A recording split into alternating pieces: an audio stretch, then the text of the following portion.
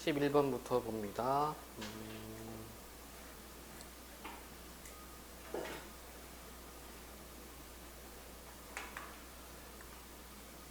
자, 어근은 왜? 아까 11번부터 틀렸어? 문법을 많이 틀렸어? 희한한데. 그게 자꾸 기초를 까먹어서 그래. 진짜 뭐. 중간 시험 끝나면은 숙제를 좀 많이 내줘야 될 것 같아요. 열심히 안 하는 것 같아. 이번 시험은 좀 많이 올랐거든, 다른 친구들은. 자, 어근은 파생이나 합성 등 조어 과정에, 조어라는 말은 말을 만든다는 얘기야. 조어 과정에 참여하는 요소 중 의미상 중심이 되는 부분을 말하며, 어간은 용언이 활용을 할 때 중심이 되는 줄기 부분으로서 활용해서 어미에 선행하는 부분을 말한다. 예를 들어 맡기다에서 맡은 어근이면 맡기는 어간이다. 그치? 미리 얘기하자면 이 맡기다는 원래 맞다죠? 맞다에 전미사 기를 써서 맡기다가 된 거죠. 그쵸? 이해됐죠? 자, 그래서 이거를 활용하면 맡기다, 맡기고, 맡기니 이렇게 된단 말이야. 그러면 앞에 있는 부분이 어간 부분이 되는 거죠. 어간 부분이 되는데 얘는 전미사로 얘기했기 때문에 즉 어근 부분은 뭐가 되는 거야? 맛이 되는 거지. 그치? 이렇게 분석이 돼야 됩니다. 자, 어근이나 어간에 결합하여 특정한 의미나 기능을 부여하는 형태소를 접사라고 한다. 접사는 일반적으로 어근이나 어간과 함께 나타나야 하기 때문에 문장에서 단독으로 쓰이지 않는다. 접사는 기능에 따라 단어 파생에 기여하는 파생 접사와 활용할 때 어간에 결합하여 문법적인 기능을 표시하는 굴절 접사로 나누기도 한다. 어근의 앞에 위치하는 접두사는 굴절 접사가 없어 모두 파생 접사이고, 어근 뒤에 위치하는 접미사는 굴절 접사와 파생 접사가 모두 존재한다. 굴절 접사는 흔히 어미라고 하는데 접사라 하면 일반적으로 파생 접사만을 가리킨다. 결국 접사는 좁은 의미로는 파생 접사만을 의미하고 넓은 의미로는 굴절 접사와 파생 접사를 모두 포함한다. 이해됐죠? 여기서 용어 설명을 해준 거야. 즉 우리가 흔히 배웠던 어간, 어미를 구분할 때 그 어미 부분을 굴절 접사라고 얘기를 하는 거죠. 그래서 파생 접사는 뭡니까? 파생 접미사가 붙는 것들, 그치? 그래서 뜻이 변하거나 아니면 품사가 바뀌는 것. 그래서 한정적으로 보면 파생 접사는 파생하는 것만 파생 접사를 보기도 하는데, 접사를 조금 넓게 보면은 둘 다 파생 접사, 굴절 접사 다 포함한다는 얘기죠. 자, 파생 접사는 새로운 단어를 만들어내지만 굴절 접사인 어미는 그렇지 않다. 예를 들면 구경꾼은 파생 접사 꾼이 어근 구경과 결합하여 만들어진 새로운 단어고, 이렇게 만들어진 단어는 구경과는 별개의 단어로 사전에 표제어로 등재된다. 이에 비해 어간 먹에 어미가 결합한 먹지, 먹자, 먹어서 등은 사전에 표제어로 등재되지 않고 기본형인 먹다만 사전에 표제어로 등재된다. 특히 파생 접사는 어근과 결합하여 새로운 단어를 만들 때 어근의 품사를 만들기도 하고 바꾸지 않기도 한다. 어근의 품사를 바꾸기도 하고 바꾸지 않기도 한다. 예를 들어 군소리에서 접두사 군은 쓸데없는 이라는 뜻으로 어근인 소리가 나타낼 수 있는 뜻을 일부 제한할 뿐 품사를 바꾸지 않는다. 하지만 놀이는 동사의 어간 노를 어근으로 하며 전미사 이가부터 만들어진 명사이다. 즉 전미사 이는 새로운 단어를 만들 때 품사를 바꾸는 역할을 한다. 이처럼 군과 같이 어근의 품사를 바꾸지 않는 접사를 한정적 접사라 하고, 이와 같이 어근의 품사를 바꾸는 접사를 지배적 접사라 한다. 자, 또 이렇게 용어 명칭 설명을 했습니다. 자, 그럼 11번 다음 문장에서 기역, 니은에 해당하는 예를 찾아 이를 설명한 내용으로 적절하지 않은 것은. 자, 말썽꾸러기였던 나는 시간이 흐르고 나서야 부모님의 드높은 사랑을 깊이 깨닫게 되었다. 자, 기역은 뭐였어요? 기역은 파생접사고 니은은 어미죠. 그쵸? 즉 파생접사라는 것은 뜻을 한정시키거나 아니면 품사를 바꾸거나, 어미는 그냥 문법적 형식만을 나타내거나 이렇게 가면 되겠지. 그치? 자, 드높음은 드는 기역에 해당하는 예로 단어 파생에 기여하는 기능을 하는 거. 그쵸? 높다, 드가 왔단 말이야. 그럼 얘는 뭐예요? 접두 파생이 되는 거지. 그치? 접두사가 되는 거고, 말썽꾸러기의 꾸러기는 기억에 해당하는 예이며 말썽꾸러기는 말썽과 별개의 단어 맞죠? 자, 꾸러기 명사 아닙니다, 여러분들. 이거 전미사예요. 자꾸 무슨 방송이나 이런 데서 우리 꾸러기 여러분 이렇게 하니까 마치 명사처럼 사용하고 있는데 이 꾸러기는 그 앞에 있는 성향에 있는 아이들 이런 의미로서 쓰는 전미사입니다. 되었다의 엇은 니은에 해당하는 예로 어간을 결합하여 특정한 기능을 부여한 형태서 그렇죠? 그래서 과거 시제 선어말 어미 엇 깊이의 이는 니은에 해당하는 예로 문법적 기능을 표시하는 역할을 하는 거니까 틀렸잖아. 그치? 여기는 뭐라고 되어 있어요? 사랑을 깊이 깨닫게 되었다. 그치? 그럼 얘의 원래 형태는 뭡니까? 깊다죠, 깊다. 깊다에서 이가 붙었다. 자, 깊다는 형용사야.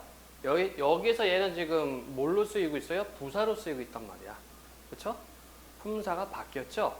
파생된 겁니다. 그래서 이때 이는 어미가 아니라 전미사로 봐야지. 이것부터 틀렸니? 그렇지는 않죠? 효경이는? 그래요? 네. 싫은 기억은 빨리 잊고 싶은 거지. 괜찮아. 이제 차근차근 쌓아가면 됩니다. 이제 나도 좀 신경 좀 쓰고 여러분들 좀 더 신경을 쓰고 어렵지 않아요, 진짜.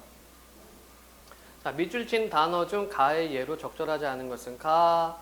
자, 파생 접사는 어근과 결합하여 새로운 단어를 만들 때 어근의 품사를 바꾸기도 하고. 자, 그러면 여기서 어디 갔냐?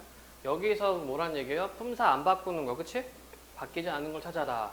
그 친구는 행복하였다. 행복은 명사인데 행복하였다 하다가 왔네요. 그럼 얘는 뭐가 돼요? 형용사가 된다는 얘기야, 그치? 그래서 명사에서 형용사로 바뀐 거고요. 그녀의 머릿결이 찰랑거린다. 찰랑은 뭡니까? 부사지? 찰랑은 부사인데 여기에 거리다가 붙여서 동사로 바꿨어요. 움직임을 나타내는 표현으로 바뀌었단 말이야. 그 다음에 나와 그녀의 견해차를 좁히다. 자, 원래는 뭡니까? 좁다죠? 좁다는 형용사인데 좁히다는 뭐가 되는 거야? 이희리기 피동으로 바꿔놨네. 동사로 바뀐 겁니다. 형용사에서 동사로 바꿔놨고요. 자, 가을 하늘이 높달았다.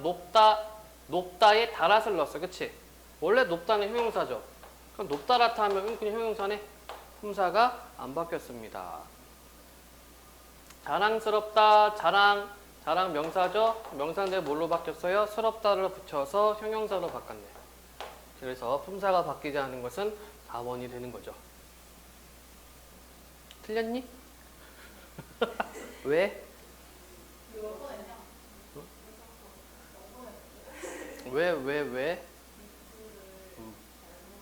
What? 그러지 말라니까.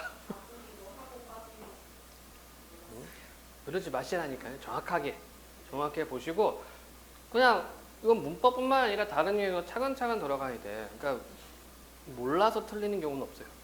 진짜 공부 안 한 친구들은 모르겠지만 몰라서 틀리는 게 아니라 여러분 나중에 채점 이럴 거 아니야. 그치? 그건 놓친 거야. 그거는 자기가 집중을 안 하고 단계별로 가야 돼요. 이게 문제를 풀 때 한꺼번에 가면 안 돼. 문법이든 뭐든 간에. 이거를 차근차근 들어가야 돼. 왜 차근차근 연습을 해야 되냐면 이게 속도가 붙으면 차근차근이 빠르게 되는 거야. 그래서 남들이 볼 때는 한 번에 하는 것처럼 보이지만 그게 아니라 단계로 빠르게 들어간다는 얘기예요. 이거를 해줘야지 실수를 안 한단 말이야. 그러니까 채점할 때 이래 버리면은 그거는 다 놓쳤다는 얘기거든. 안 그래, 효용아? 할 수 있습니다. 네. 차근차근 단계 케이스 바이 케이스 가져야 돼요. 자, 다음은 문장의 짜임에 대해 활동한 것이다. 기억에 들어갈 내용으로 적절한 것은 되어 있습니다. 자, 목표, 안긴 문장의 특징을 이해한 후 주어진 자료를 바탕으로 견문장을 만들 수 있다. 뻔한 거 아니야? 그렇죠? 아는 문장 나오면 어떤 문제가 나와요? 안긴 문장의 역할이 뭐냐? 그렇지? 그래서 명사절, 부사절, 관용절, 인용절, 서술절 이렇게 나온단 말이에요. 그 다음에 더 어렵게 내면은 아는 문장 안에 생략된 문장 성분들이 뭐가 있느냐? 이런 식으로 문제가 나온다고. 그러니까 문제 유형이 2개밖에 없어요. 이 아는 문장 같은 경우에는. 자, 그러면 다음의 자료를 안긴 문장으로 활용하여 조건을 충족하는 문장을 만드시오. 꽃이 봄에 활짝, 문제가 뭐냐? 적절한 거. 꽃이 봄에 활짝 피다. 봄이 오다. 명사절과 관형절이 있는 견문장을 만들 것이라고 되어 있단 말이에요. 그쵸? 명사절과 관형절. 자, 그러면 그냥 이거를 여러분들이 미리 만들려고 하지 마. 우리 머리가 나빠가지고 이거 바로 안 돼요. 여기다 보기 나와 있잖아. 거꾸로 찾아서 명사절하고 관형절이 있는지 찾으면 되겠지, 그죠? 자, 그럼 보면 봄이 오면 꽃이 활짝 핀다. 아, 이건 아는 문장이 아니잖아요. 이건 이어진 문장이죠? 이어진 문장 중에 어떤 거? 대등접속. 앞문장하고 뒷문장 관계가 있으니까. 특히나 여기는 조건. 꽃이 활짝 피는 봄이 온다. 자, 활짝 피다, 꽃이 활짝 피다는 봄 이렇게 되어 있네. 그쵸? 여기는 뭐니? 문장이 뒤에 나오는 체언을 꾸며주고 있잖아요. 그쵸? 이럴 때는 관형절이네. 관형절을 안고 있는 문장. 그런데 관형절과 명사절이라고 얘기했는데 여기는 명사절은 없네요. 나는 봄이 오고 꽃이 활짝 피기를 바란다. 나는 봄이 오고 꽃이 활짝 피다. 여기까지는 다 봐. 여기서부터 여기까지는 이어졌어요. 봄이 오고 꽃이 활짝 핀다. 그쵸? 여기는 대등 접속이야. 아, 미안. 여기 대등이 아니죠. 여기 종속 접속. 미쳤나봐. 여기가 종속이고 여기는 대등 접속이고요. 그 다음에 이 문장이 뭐 한 겁니까? 나는 바란다 뭐뭐 하기를 명사절, 목적으로 사용했네. 그럼 여기는 명사절을 안고 있습니다. 이렇게 정리가 가능할 것입니다. 자, 그 다음에 4번을 보니까 나는 꽃이 활짝 피다, 봄. 자, 관형절 있고요. 오기를, 을을 붙었다. 봄이 오다, 오기를 명사절 있고요. 그쵸? 그럼 답은 4번으로 나올 수밖에 없겠다.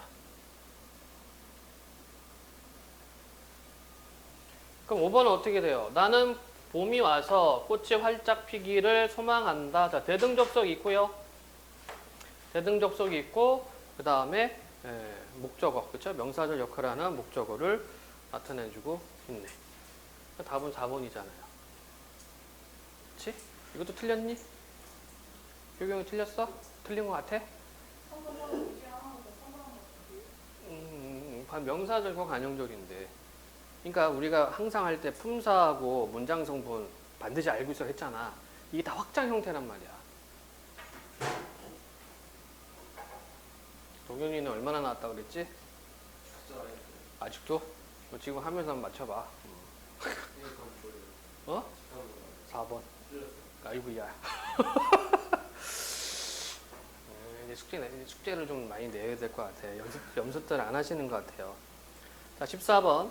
기역, 미음을 활용하여 현대의 구기음어를 탐구한 것이다. 그럼 구기음어 기본적으로 놔줘야 되겠죠? 디귿과 티읕이 모음, 이를 만나서 지치로 바뀌는 거, 그렇지? 이거나 또는 반모음, 열을 만나서 지치로 바뀌는 거. 이게 구기음어잖아요.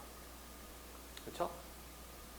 자, 맞이, 같이, 밭이, 밭을, 붙이다, 받치다, 미치, 끝인사, 해돋이, 견디 이렇게 돼 있어. 기억을 보니 디귿이나 티읕이 끝소리일 때 구개음화가 일어나는 거 그대로 들어가는 거야. 여기 이렇게 있고 여기 이렇게 있고 하니까 구개음화가 일어났네. 그러니까 설명 그대로 따라가 주면 되겠고요. 니은을 보니 티읕이 특정한 모음과 만날 때 구개음화가 일어나는 거 티읕이 뭐랑 이랑 티읕이 뭐랑 여기는 없어요. 그쵸? 그러니까 모음 이를 만나서 구개음화가 일어났대요. 디귿을 보니 디귿 뒤에서 히읗이 탈락할 때 구개음화가 일어나는 것. 자, 이거 같은 경우는 어떻게 가야 됩니까? 이거는 처음에 붙이다, 축약이 된 다음에 붙이다 이렇게 되는 거지.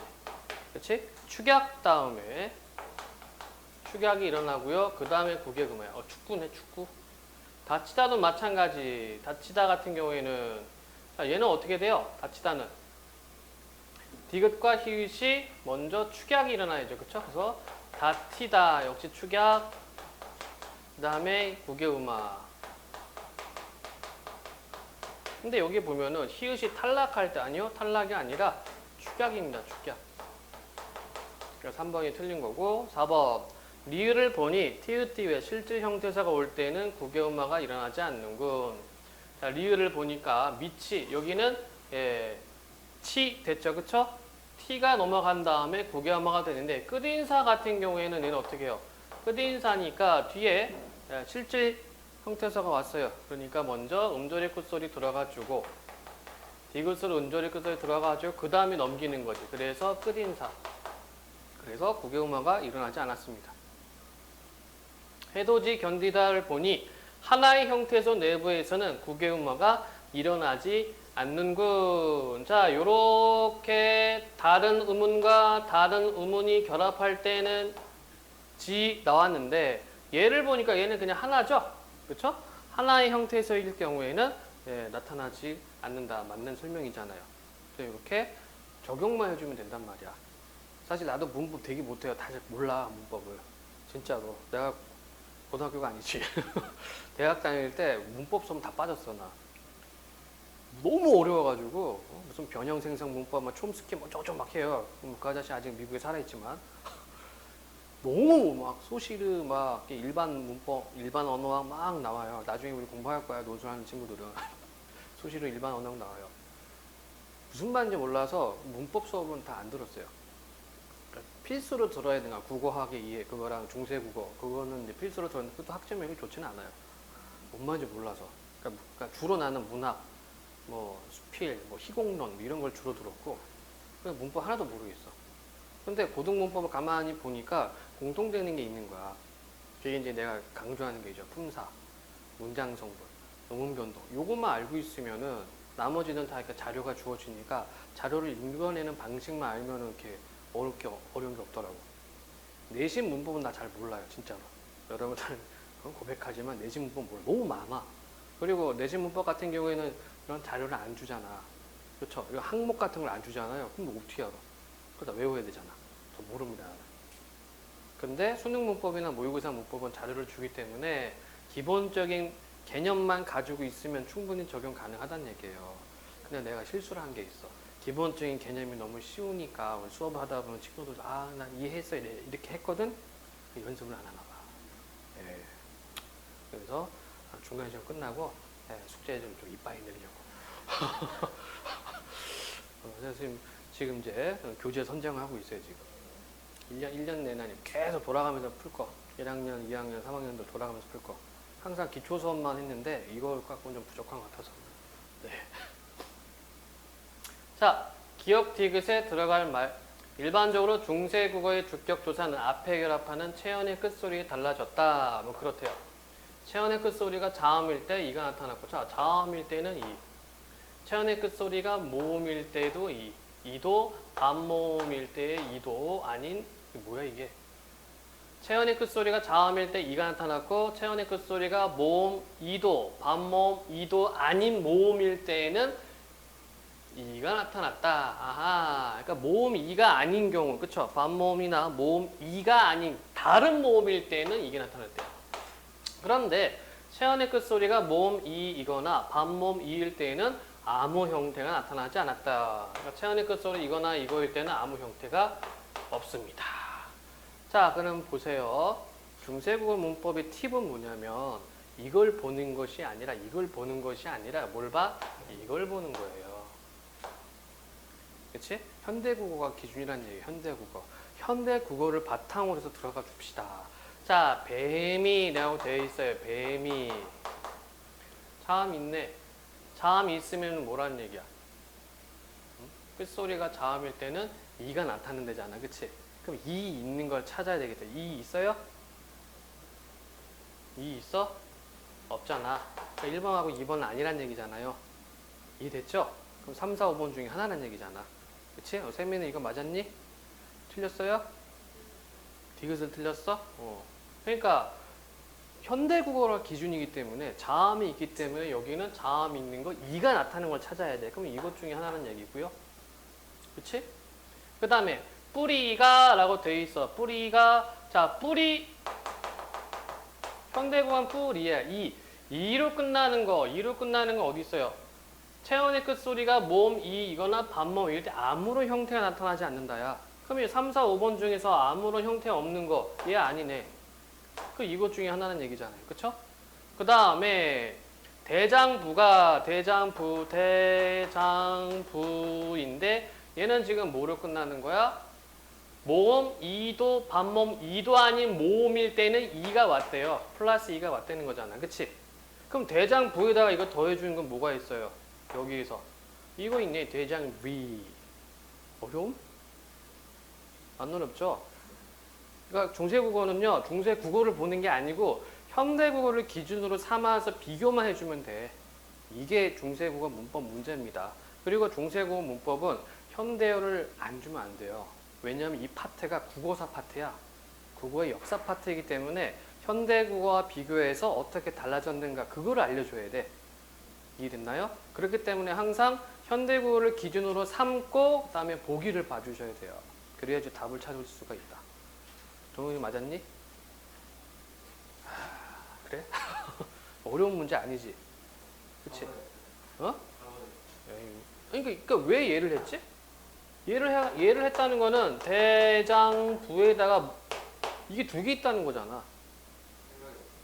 요게 어디 두 개 쓰라고 어디 있어요? 안 그래? 이 4번으로 가면 안 되죠. 다시 한번요. 그래서 수능은 패턴이 되어 있단 말이에요. 패턴이 되어 있다는 말은 뭐냐면은 그 항목의 그 문제를 낼 때 그 자료를 쓸 수밖에 없어. 그래서 기본적인 것만 알고 있어도 충분히 문제를 들어가 줬다는 거예요. 그렇지? 뭐 문제 볼래 정신이 없어서 정신 차리셔야지. 여기 나와 있는 조건대로 들어가 줘야 된단 말이야. 알겠죠? 이게 몇 점짜리냐? 2점밖에 안 되네. 알겠습니다. 자, 비문학으로 한번 들어가 봅시다. 16에서 21번 문제. 오, 7문제. 6문제네. 논지 전개 방식, 위클에 대한 이해, 기억, 니은, 포인트 문제, 박스 문제, 문맥상 바꿔쓰기 문제, 그 다음에 피리 부는 소녀 이렇게 나와 있고. 비문학은요, 오히려 지금 고3 문제를 보니까 문제가 굉장히 좀 쉬워. 난이도가 굉장히 쉽게 나왔습니다. 그러니까 작년 수능 기준으로. 그러니까 아마 국어는 그런 기조를 따라갈 것 같아요. 그래서 지문도 그렇게 긴 지문은 안 나왔어. 조금 짤막짤막하게 나오고 문제 5개씩 붙여주고 땡큐 하죠. 그래서 뭐 난이도도 뭐 1컷이 96 나오고 2컷이 95에서 89 적당합니다. 그 정도면. 그래서 뭐 등급 컷도 난이도도 괜찮게 잘 나온 편이고요. 그런 유지로 간다면은 뭐 내년에도 좀 무난하게 대응할 수 있지 않을까 그런 생각이 들어요. 그래서 뭐 고3 친구들은 웬만큼 나왔어. 수업 안 듣고 첫 장롱은 안 나오지만 어쩔 수 없잖아요. 이 비문학은 졸려 어쩔 수 없어. 뭐 그런 애들은 좀 안 나왔는데 그래도 뭐 꾸준히 하는 친구들은 복습 안 해도 점점 나와서 뭐 뿌듯합니다만 내일부터 원서 쓰는데 잘 써야죠. 숱이 들어가니까. 자, 근대 철학은 근대 과학의 양적인 크기를 중시하는 사고를 수용하며 사고를 수용했다. 그러니까 생각을 받아들인다. 이런 의미가 되겠지. 그치? 바꿔쓰기예요. 21번 1번 받아들이며. 방금 얘기했잖아. 그치? 다시 지문으로. 근대 과학이 사물의 변화의 질적인 부분에 주목했던 것과 달리 근대 과학은 갈릴레오의 자연이라는 책을 펴보라. 거기에는 수라는 글자로 가득 차 있다라는 발언에 나타나듯 양적으로 수치할 수 있는, 즉 양화할 수 있는 것을 과학으로 간주했음을 알 수 있다. 또한 근대 과학은 미리 수학적으로 설정한 믿음을 통해 자연에 접근하였다. 일례로 케플러 알죠? 기억난다. 왼손 법칙, 오른손 법칙, 그치? 이게 전자기 방향인가? 맞지? 이건가? 아니에요? 전류 방향 누군데? 플레밍. 플레밍이구나. 그 사람은 잘 모르겠어요. 자우중하네. 그럼 케플러는 뭐 있지? 타원궤도? 궤도를 잘 풀라고 케플러? 그래? 잘 모르겠네요. 일례로 케플러는 우주가 기하학적인 원리에 의해 만들어졌다는 믿음에 따라 이에 맞는 결과를 도출하기 위해 노력하였다. 대단해 이런 사람들은. 그죠? 당장 오늘 먹고 살 것도 걱정하기 힘들어 죽겠는데 와 우주가 기하학적인 원리로 만들어. 야 이거 어떻게 알아 이걸. 자연세계에 대해 기하학과 같은 수학적 관점의 선험적 태도를 취한 것이다. 이런 태도는 근대 철학의 이성론에 많은 영향을 주었다. 뭔 말인지 모르겠습니다만, 그치? 내용을 쫙 끊어가면 어떻게? 자, 양화, 수라는 글자 가득했다. 이것을 과학으로 간주했다. 그리고 근대 과학은 수학적 설정한 믿음을 통해 자연에 접근하는 것. 그 예시로 케플러 이렇게 얘기를 했어요. 효경이는 조금 이해되지? 아니야? 과학 경험, 유물론 경험주의, 과학주의, 그지? 자, 특히 수학에 심취했던 근대 철학자 데카르트는 고기토, 에이, 그죠? 고기를 너무 많이 좋아해서, 이거 고기도 이렇게. 예. 자, 미안합니다. 힘들어서 그래. 선험적으로 가지고 있다고 믿는 직관을 통해 인식한 것들로 세계에 접근하려 했다. 직관은 순수한 정신에 의심할 여지 없는 파악이며 이것은 오직 이성의 빛에서 유래하는 것으로 그 어떠한 의심 없이 분명한 인식을 얻을 수 있는 것이었다.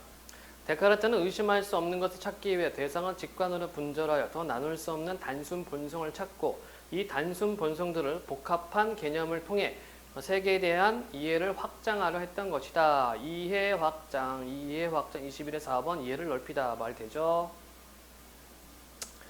그리고 이러한 태도는 근대 이후 철학의 흐름에 지대한 영향을 주었다. 자, 여기는 뭐 데카르트에 대한 내용이네요.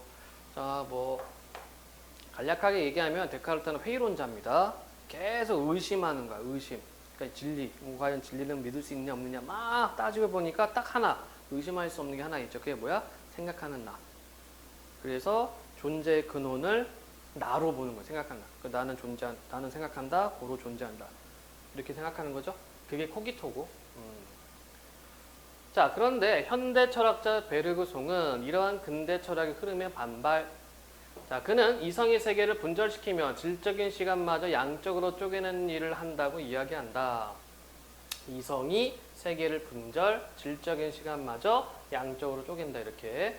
베르그송은 세계의 사물들이 서로 경계가 모호한 채로 연속적인 전체를 이루고 서로 수많은 관계 속에 처해 있다고 한다.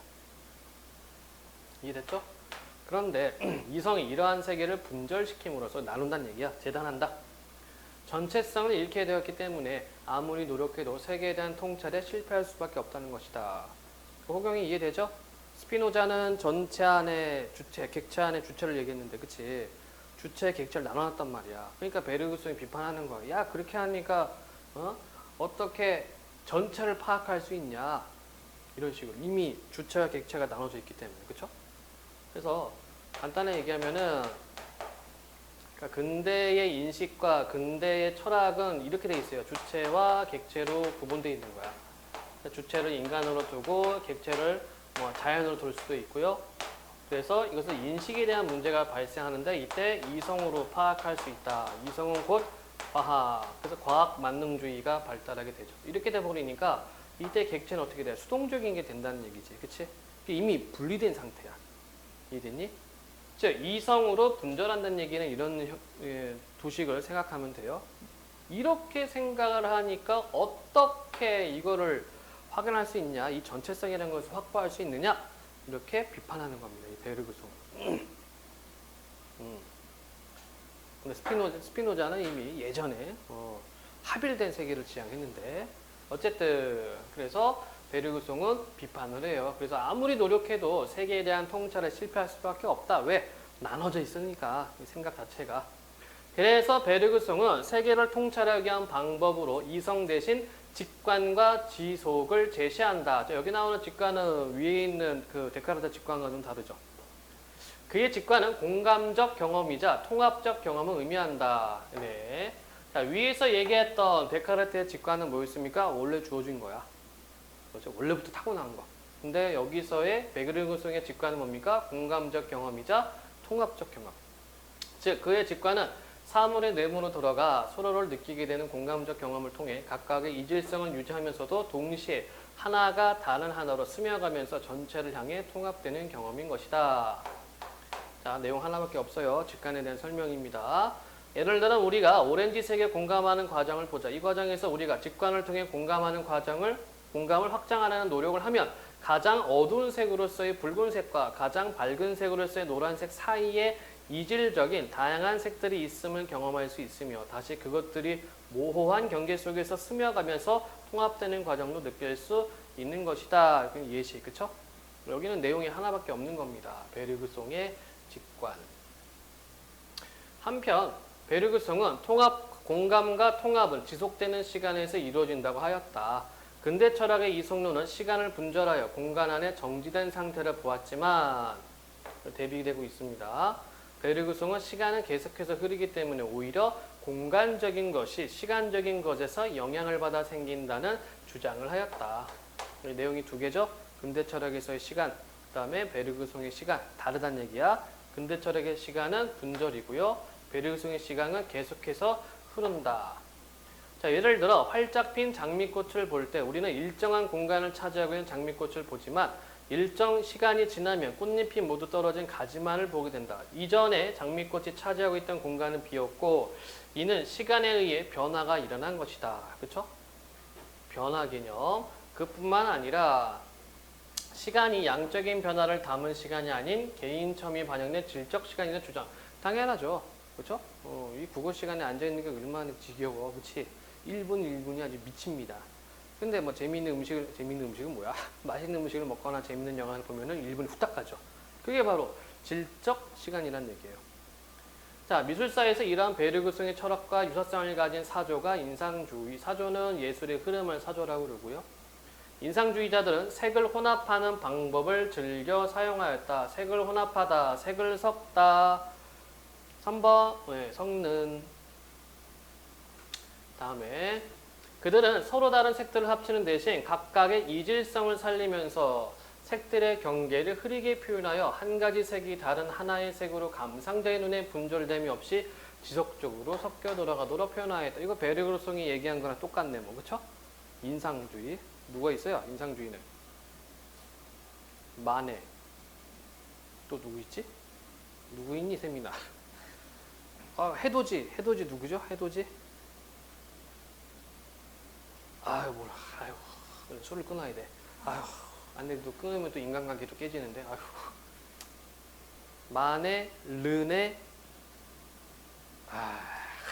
또한 평면의 그림판에 그려진 3차원의 입체감을 갖도록 개발한 원근법과 같은 기법을 자제하고, 이게 왜 자제하냐면요. 3차원 원근법 하려면은 그림에 보면은 이렇게 소실점을 두고 막 이렇게 재단을 해야 되거든. 이게 뭡니까? 공간을 분절하는 거야. 3단으로. 그쵸? 그러니까 소위 여러분들 말하는 그 지도변은 메르카토르 도법이라고 있지, 그치? 그게 근대에서 나오는 이성주의예요. 그래서 세상을 어떻게 돼? 선분으로 나누는 거야. 그것으로서 이제 세계를 인식한다는 얘기죠. 데카르트가 원래 천장 보고서 방정식 만들어냈잖아요. 가로선, 세로선 해가지고. 그쵸? 그것도 뭐야? 선분으로 세상을 인식한다는 거야. 분절이야. 분절된 인식인데, 근데 베르그송이나 인상주의는 그게 아니란 얘기죠. 그쵸? 통합적으로 본다는 얘기잖아. 그래서 이런 기법을 자제하고 색채를 중심으로 표현하였다. 더불어 인물화 속에 지성을 통해 포착된 인물의 위대함이나 지성을 통해 포착된 인물의 위대함이 포착되다. 그러면 인물 뭐 위대함이 드러나다 이런 식으로 바꿔줄 수 있겠죠. 4번을 보니까 모아지다 말이 안 되지, 그치? 위대함이 모아지다가 아니라 뭐 캐치하다, 뭐 잡아내다, 표현하다, 드러내다 이런 말로 가야 돼요. 그럼 4번이 틀린 거고. 자, 위대함이나 교훈을 담으려던 고전주의와 달리 대상의 인상을 표현하라는 것도 특징이다. 예를 들어 마네의 풀밭 위의 점심 식사에는 등장인물에 대한 어떤 이야기도 의미도 없다. 오로지 검은색과 흰색의 대비라는 색채의 미적 효과를 위해 검은 양복을 입은 남자와 나체의 여자를 그렸다. 고전주의에서는 풍경이 인간과 인간 행위의 배경에 불과했다. 하지만 인상주의 회화에서는 인간도 독점적 지위 대신 배경의 일부로서의 의미만을 지니거나 아예 사라지기도 하였다. 심지어 대상에게 받은 인상에 집중시키기 위해 배경이 존재하지 않는 경우도 있었다. 왜냐하면 인상주의 화가들에게 중요한 것은 대상에게 받은 인상을 전달하는 것이었지 그 대상이 인간인지 풍경인지가 중요한 것이 아니었기 때문이다. 요 단락 내용은 뭡니까? 인상주의의 화풍에 대해서 얘기를 하고 있는데 그게 누구랑 비슷하다? 베르그송의 사상과 유사하다 라고 설명을 했죠. 자, 인상주의자들은 색들을 합쳐 만든 중간색은 편견이므로 이를 해체, 고유의 색으로 되돌린 후 빛이 연출하는 색채의 아름다운 변화들을 연속적으로 느끼게 하는 것이 중요하다고 생각하였다. 이로써 대상에 어떤 의미나 교훈을 담는 것이 아니라 받은 인상을 그대로 전달하려고 노력. 이는 베르그송이 이야기한 근대 철학이 가져온 지성에 의한 분절로부터 회복과 이질적인 것의 연속 안에서 공감을 통한 통합으로 전체성을 느끼는 것과 유사한 의미를 가지는 것이다. 자, 내용 질문 있나요? 없나요? 논지 전개 방식. 특정 이론에 대해 상반된 주장이 없었죠?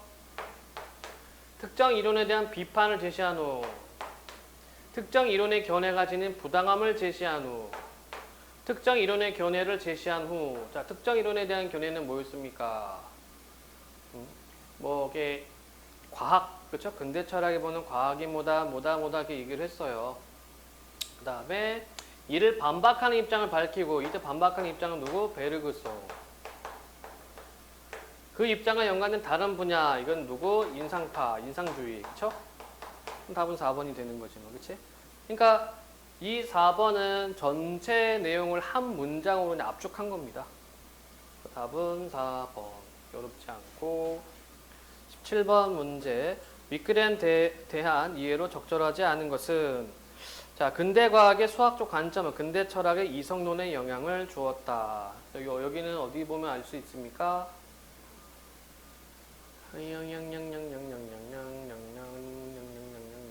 어디지? 첫 번째 단락, 두 번째 단락이었나?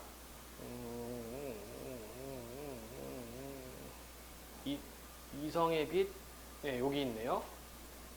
여기 있었고, 그러니까 저런 거는 여러분들 읽어가면서 문제를 풀어가면서 체크를 해놔야 돼. 바로바로 찾을 수 있게끔. 자, 케플러는 우주의 구성 원리에 대한 선언적 태도를 봤던 자연에 접근했죠. 첫 번째 단락. 고대 과학은 근대 과학과 달리 사물이 변화하는 과정의 질적인 측면에 주목. 고전주의 회화에서 인간은 중요한 대상이었기에 풍경과 차별성에 가진 존재를 작품 표현. 근대 철학에서는 의심할 수 없는 분명한 것으로 개념하기 위해 지속적으로 단순 본성을 분절. 자, 뭘 분절했나요? 단순 본성을 분절합니까? 이거는 어딜 봅니까? 여기 있고 단순 본성이라는 말이 있기 때문에 포인트 잡고 들어가면 이쪽 부분이고요. 직관으로 분절하여 더 나눌 수 없는 단순 본성을 찾고 라고 되어 있어. 그치? 이건 분절되는 것이 아닙니다. 단순 본성은 분절되는 것이 아니라 최후에 남은 거야. 그 다음에 이 단순 본성들을 복합해서 세계에 대한 이해를 확장한다고 얘기를 했죠. 그래서 5번이 틀렸다는 얘기가 되겠죠. 그러니까 지문에 있는 내용들을 따갖고 오면 되는데 사실 17번 문제가 까다로워요. 이런 문제들을 못해. 친구들은 틀리는 경우에는. 그쵸? 그럴 때는 어떻게? 포인트죠. 포인트 잡아주면 돼. 수학적 관점은 이성론의 영향. 이런 식으로. 그치? 그러면 내용 찾기가 쉬워진단 말이야. 그 다음에 얘는 뭐? 케플러, 구성원리, 선험적 태도. 이런 식으로. 키워드 찾아가지고 그래도 여러분들이 쭉 읽어왔기 때문에 어디에 무슨 내용이 있는가는 포인트를 세워놨잖아. 그죠? 그럼 찾아 들어가주면 되지? 그럼 여기는 뭐예요? 고대과학, 뭐 사물 변화, 질적 측면 이런 식으로 포인트만 잡아주면 되죠. 근데 여기는 5번 같은 경우는 어떻게 돼요? 단순 본성 분절이잖아요. 그치? 그러면 들어가서 단순 본성을 분절되는지 안 되는지를 봐주면 된다는 얘기예요. 근데 우리가 방금 확인해 봤지만 단순 본성은 분절되는 것이 아니라 분절해서 최후에 남은 게 단순 본성이라고 얘기를 했어요. 자, 18번 기억과 니은에 대한 설명으로 적절하지 않은 것은 기억은 뭡니까? 데카르트의 직관이고 니은은 베르그송의 직관. 1번 기억은 경험하기 전부터 가지고 있는 것이 그쵸? 먼저부터 갖고 있었대. 이게 이제 다른 말로 하면은 본유관념이라는 말도 쓰고 있어요. 다른 의미로는. 두 번째 니은은 공감과 통합의 경험 맞죠? 베르그송이 얘기한 직관. 세 번째, 기억과 달리 니은은 순수한 이성을 통해 얻는다? 이게 틀렸네. 이건 거꾸로 돼 있어. 순수 이성을 통해 얻는 것은 직관이라고 얘기는 데카르트의 측면인 거고 베르그송의 직관은 여기 나와 있다시피 어디였어? 공감적 경험이나 경험이자 통합적 경험 여기 나와 있습니다. 그렇죠? 이렇게 얻는다고 되어 있습니다. 순수 이성으로 얻는 게 아닙니다. 그러니까 이런 문제들은 헷갈리라고 이렇게 해놓죠? 그러니까 포인트 부분에 들어가서 내용 확인해주면 된다는 얘기지. 그 다음에 19번 박스 적절한 것은 날이 너무 더워 얼음을 넣은 물 한 잔을 마시고 싶을 때 내가 서둘러도 소용이 없다. 결국은 얼음이 물에 녹아 물이 씌워질 때까지 기다려야 한다. 여기서 내가 기다리는 시간은 물질계에 적용되는 수학적인 시간이 아니라는 교훈을 얻는다. 그 시간은 내 마음대로 바꿀 수 없는 얼음이 녹는 데 걸리는 얼음만의 시간이며 그 시간은 나의 경험된 시간의 어떤 부분과 합치되고 있다. 따라서 그것은 수치화된 시간이 아니라 나의 체험이 반영된 질적 시간인 셈이다. 여기 포인트 또 뭐예요? 내 마음대로 바꿀 수 없고 얼음만의 시간이며 나의 경험된 시간에 어떤 합치되고 있고, 그렇죠? 질적 시간이다. 그럼 이거는 베르그송의 개념하고 똑같은 거잖아. 그렇지? 이거 잡고 넘어가면 데카르트는 아니야. 그렇죠? 이거는 베르그송입니다. 데카르트는 아니야. 베르그송은 얼음이 녹는 시간을 인정하며 공간의 영향을 받아 생긴 시간의 유의미성이 동의한 것이다. 공간의 영향에 시간의 변화, 이게 들어가야 되겠지, 그렇지? 얼음이 녹는 현상과 자신의 기다림을 통합하는 체험을 통해 질적인 시간의 의미를 드러냈다. 이거 말 그대로죠. 그래서 4번 얘가 가장 타당하고 5번도 확인해 보면 물질계와 차별을 하면 안 되죠. 차별하면 안 됩니다. 베르그송은 통합적으로 가야 됩니다. 그 다음에 20번 적절하지 않은 것은 이 작품은 빛이 정면에서 대상을 비추지만 손과 발을 빼고는 그림자를 표현하지 않아 평면감이 나타난다. 또한 이 작품은 풍경이 없으며 색이 입체감에 구애받지 않고 자신만의 영역을 분명히 하고 있다. 즉 검은색, 붉은색, 흰색과 같은 원색을 이용하여 각각의 색을 살리면서도 대상의 인상을 드러내는 인물화 안에 통합한 것이다. 그 인상주의죠. 이미 이름도 만해네, 만해. 적절하지 않은 거. 풍경을 전혀 그리지 않은 것은 대상에서 받은 인상에 집중받고 최소한의 그림자만으로 작품을 표현한 것은 입체감을 위한 기법을 구애받지 않은 건 맞죠. 색들을 합친 중간색을 사용하지 않은 것은 각각의 색들이 갖는 특징 맞고, 색채의 미적 효과를 중심으로 표현한 것은 인물의 특정한 의미나 교훈을 담기 흐름에서 벗어난 것 그렇고요.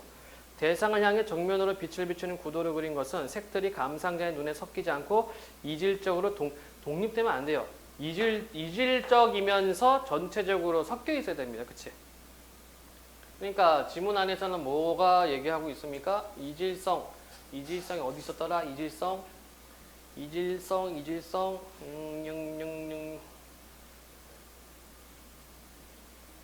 이질성.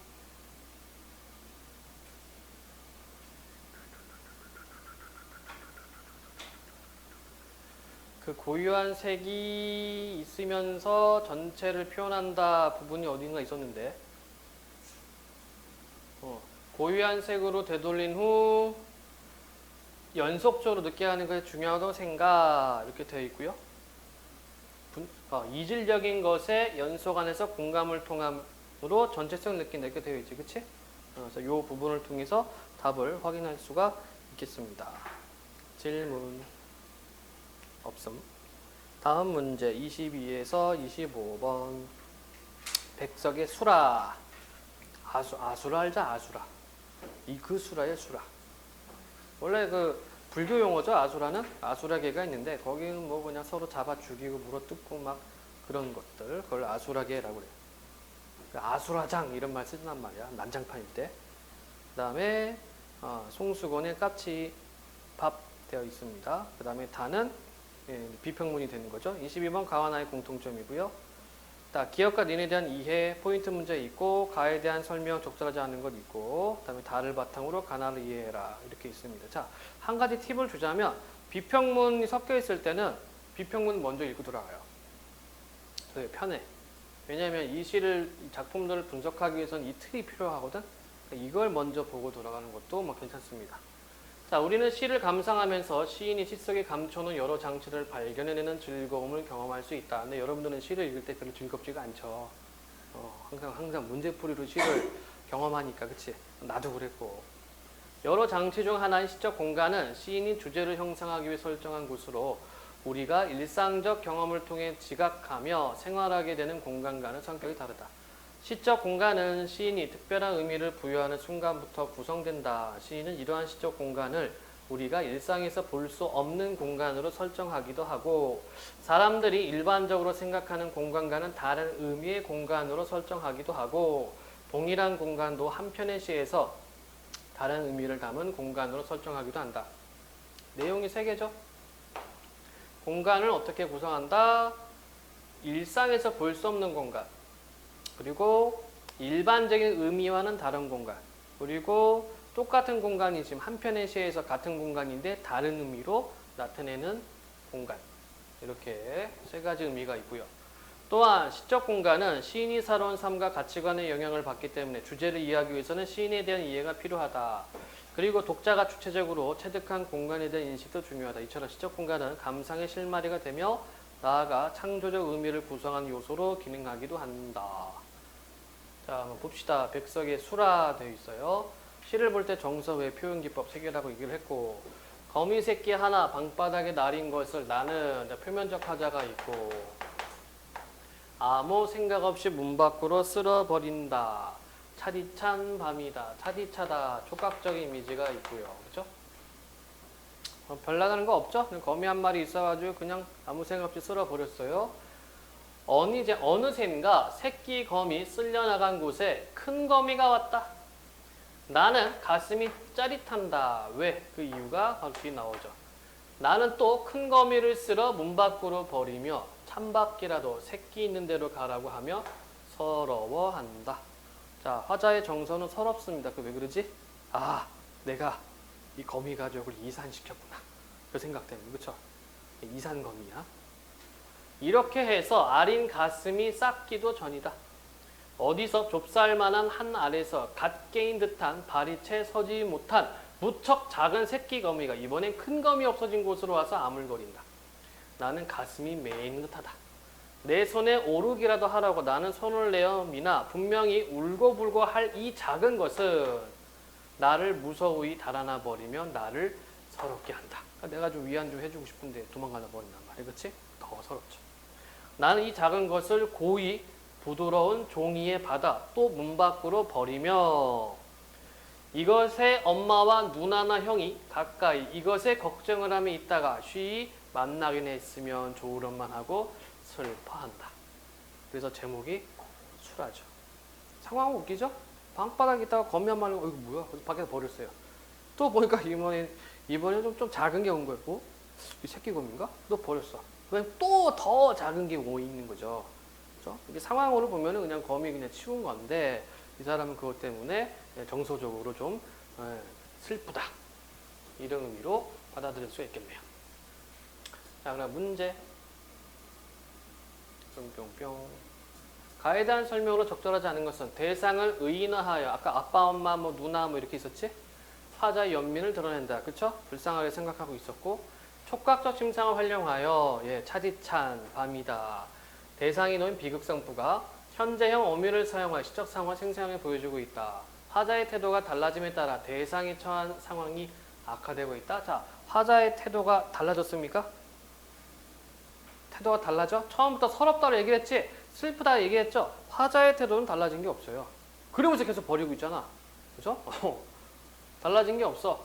1, 2, 3년에 따라 행의 수가 늘어나는 구조를 통해 정서가 심화되는 양상 한번 볼까? 그러네. 1, 2, 3년 많이 늘어났네요. 아닌 것은 4번이라는 얘기지. 자, 그 다음에 두 번째 작품도 보도록 해봅시다. 송수건의 까치밥. 고양이 고양이인 줄도 모르면서 기장대 휘둘러 까치밥 따는 서울 조카들이여 도노법. 그 까치밥 따지 말라 명령.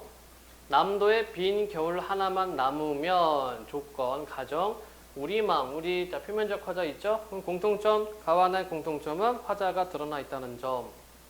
우리 마음 얼마나 허전할까? 살아오니 세상 어느 물굽이 소용돌이 치고 휩쓸려 배 줄일 때도 이럴 때는 어떤 그 인생의 힘듦, 인생의 힘겨움이 드러나 있고요. 이럴 때도 공중을 오가는 날짐승에게 길을 내어주는 그것은 따뜻한 등불이었으니 그것은 뭐야? 까치밥. 따뜻한 등불 뭡니까? 까치밥.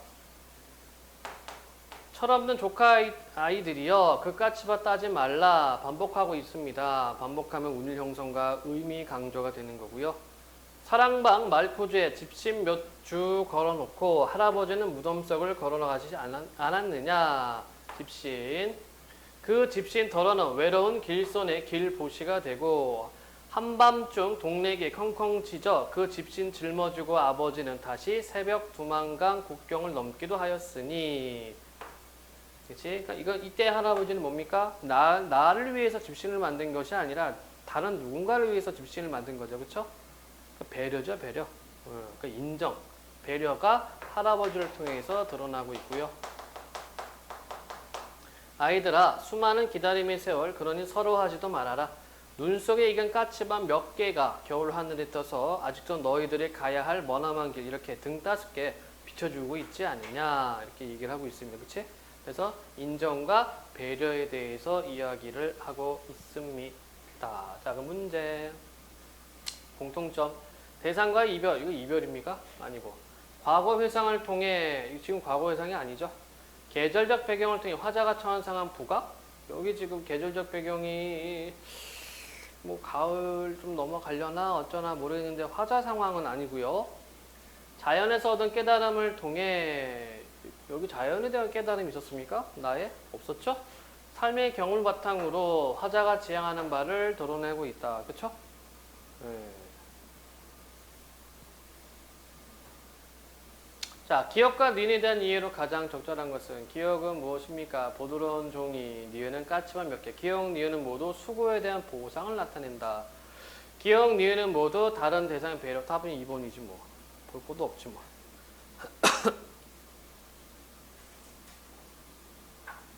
그 다음에 24번 아까 했고요. 25번 달을 바탕으로 가나를 이해한 내용으로 적절하지 않은 것은, 시인은 가의 일연에서 문 밖을 일상적 경험을 통해 지각하는 공간과는 다른 가족 공동체가 해체된 공간으로 설정했겠군. 맞나요? 잘 모름? 밖에 나가서 뭐하고 있어 계속? 거미 버리고 있잖아. 그러면서 거미한테 뭐라고 해? 야, 밖에 나가서 있으면 엄마 뭐 누나나 형이 있을 거야, 이렇게 얘기하고 있지, 그치? 그러니까 어떻게? 가족 공동체가 해체된 공간. 연결이 된단 말이지. 그 다음에 가의 3년의 문 밖은 1년의 문 밖과 동일한 공간이지만, 시인은 특별한 의미를 부여하여 1년의 문 밖과는 다른 의미를 가진 공간. 그쵸? 3년의 문 밖은 뭐가 되는 거야? 가족이 기다리고 있는 공간이 된다는 얘기지. 그치? 한번 확인해 볼까요? 여기는 그냥 문 밖으로 쓸어버린다 했는데, 여기서는 이때 문 밖을 하며 이것의 엄마와 누나가 형에 가까이 이것에 걱정을 하며 있다가 쉽게 만났으면 좋을 엄마, 가족을 만날 수 있는 공간으로 변형이 되어 있고요. 그 다음에 시인은 나의 남도의 빈 겨울 하늘을 일반적으로 생각하는 공간과는 다른 화자가 지키려는 가치관이 사라졌을 때를 가정한 공간으로 설정해야겠군. 볼까? 어디 갔니? 남도의 빈 겨울 하늘만 남으면 우리 마음 얼마나 허전할까. 그러니까 뭐 하란 얘기예요? 까치밥 따지 말란 얘기지, 그치? 그 다음에 4번. 독자는 나의 날짐승에게 길을 내어주는 내서의 길을 일상에서 지각하는 길이 아닌 시인이 고된 삶이 반영된 길? 여기는 시인이 고된 삶이라기보다는, 잠깐만요, 다시 확인. 날짐승의 길을 내어주는 것은 삶의 고된 삶에 반영된 길이 아니라 배려해 주는 거잖아. 그치?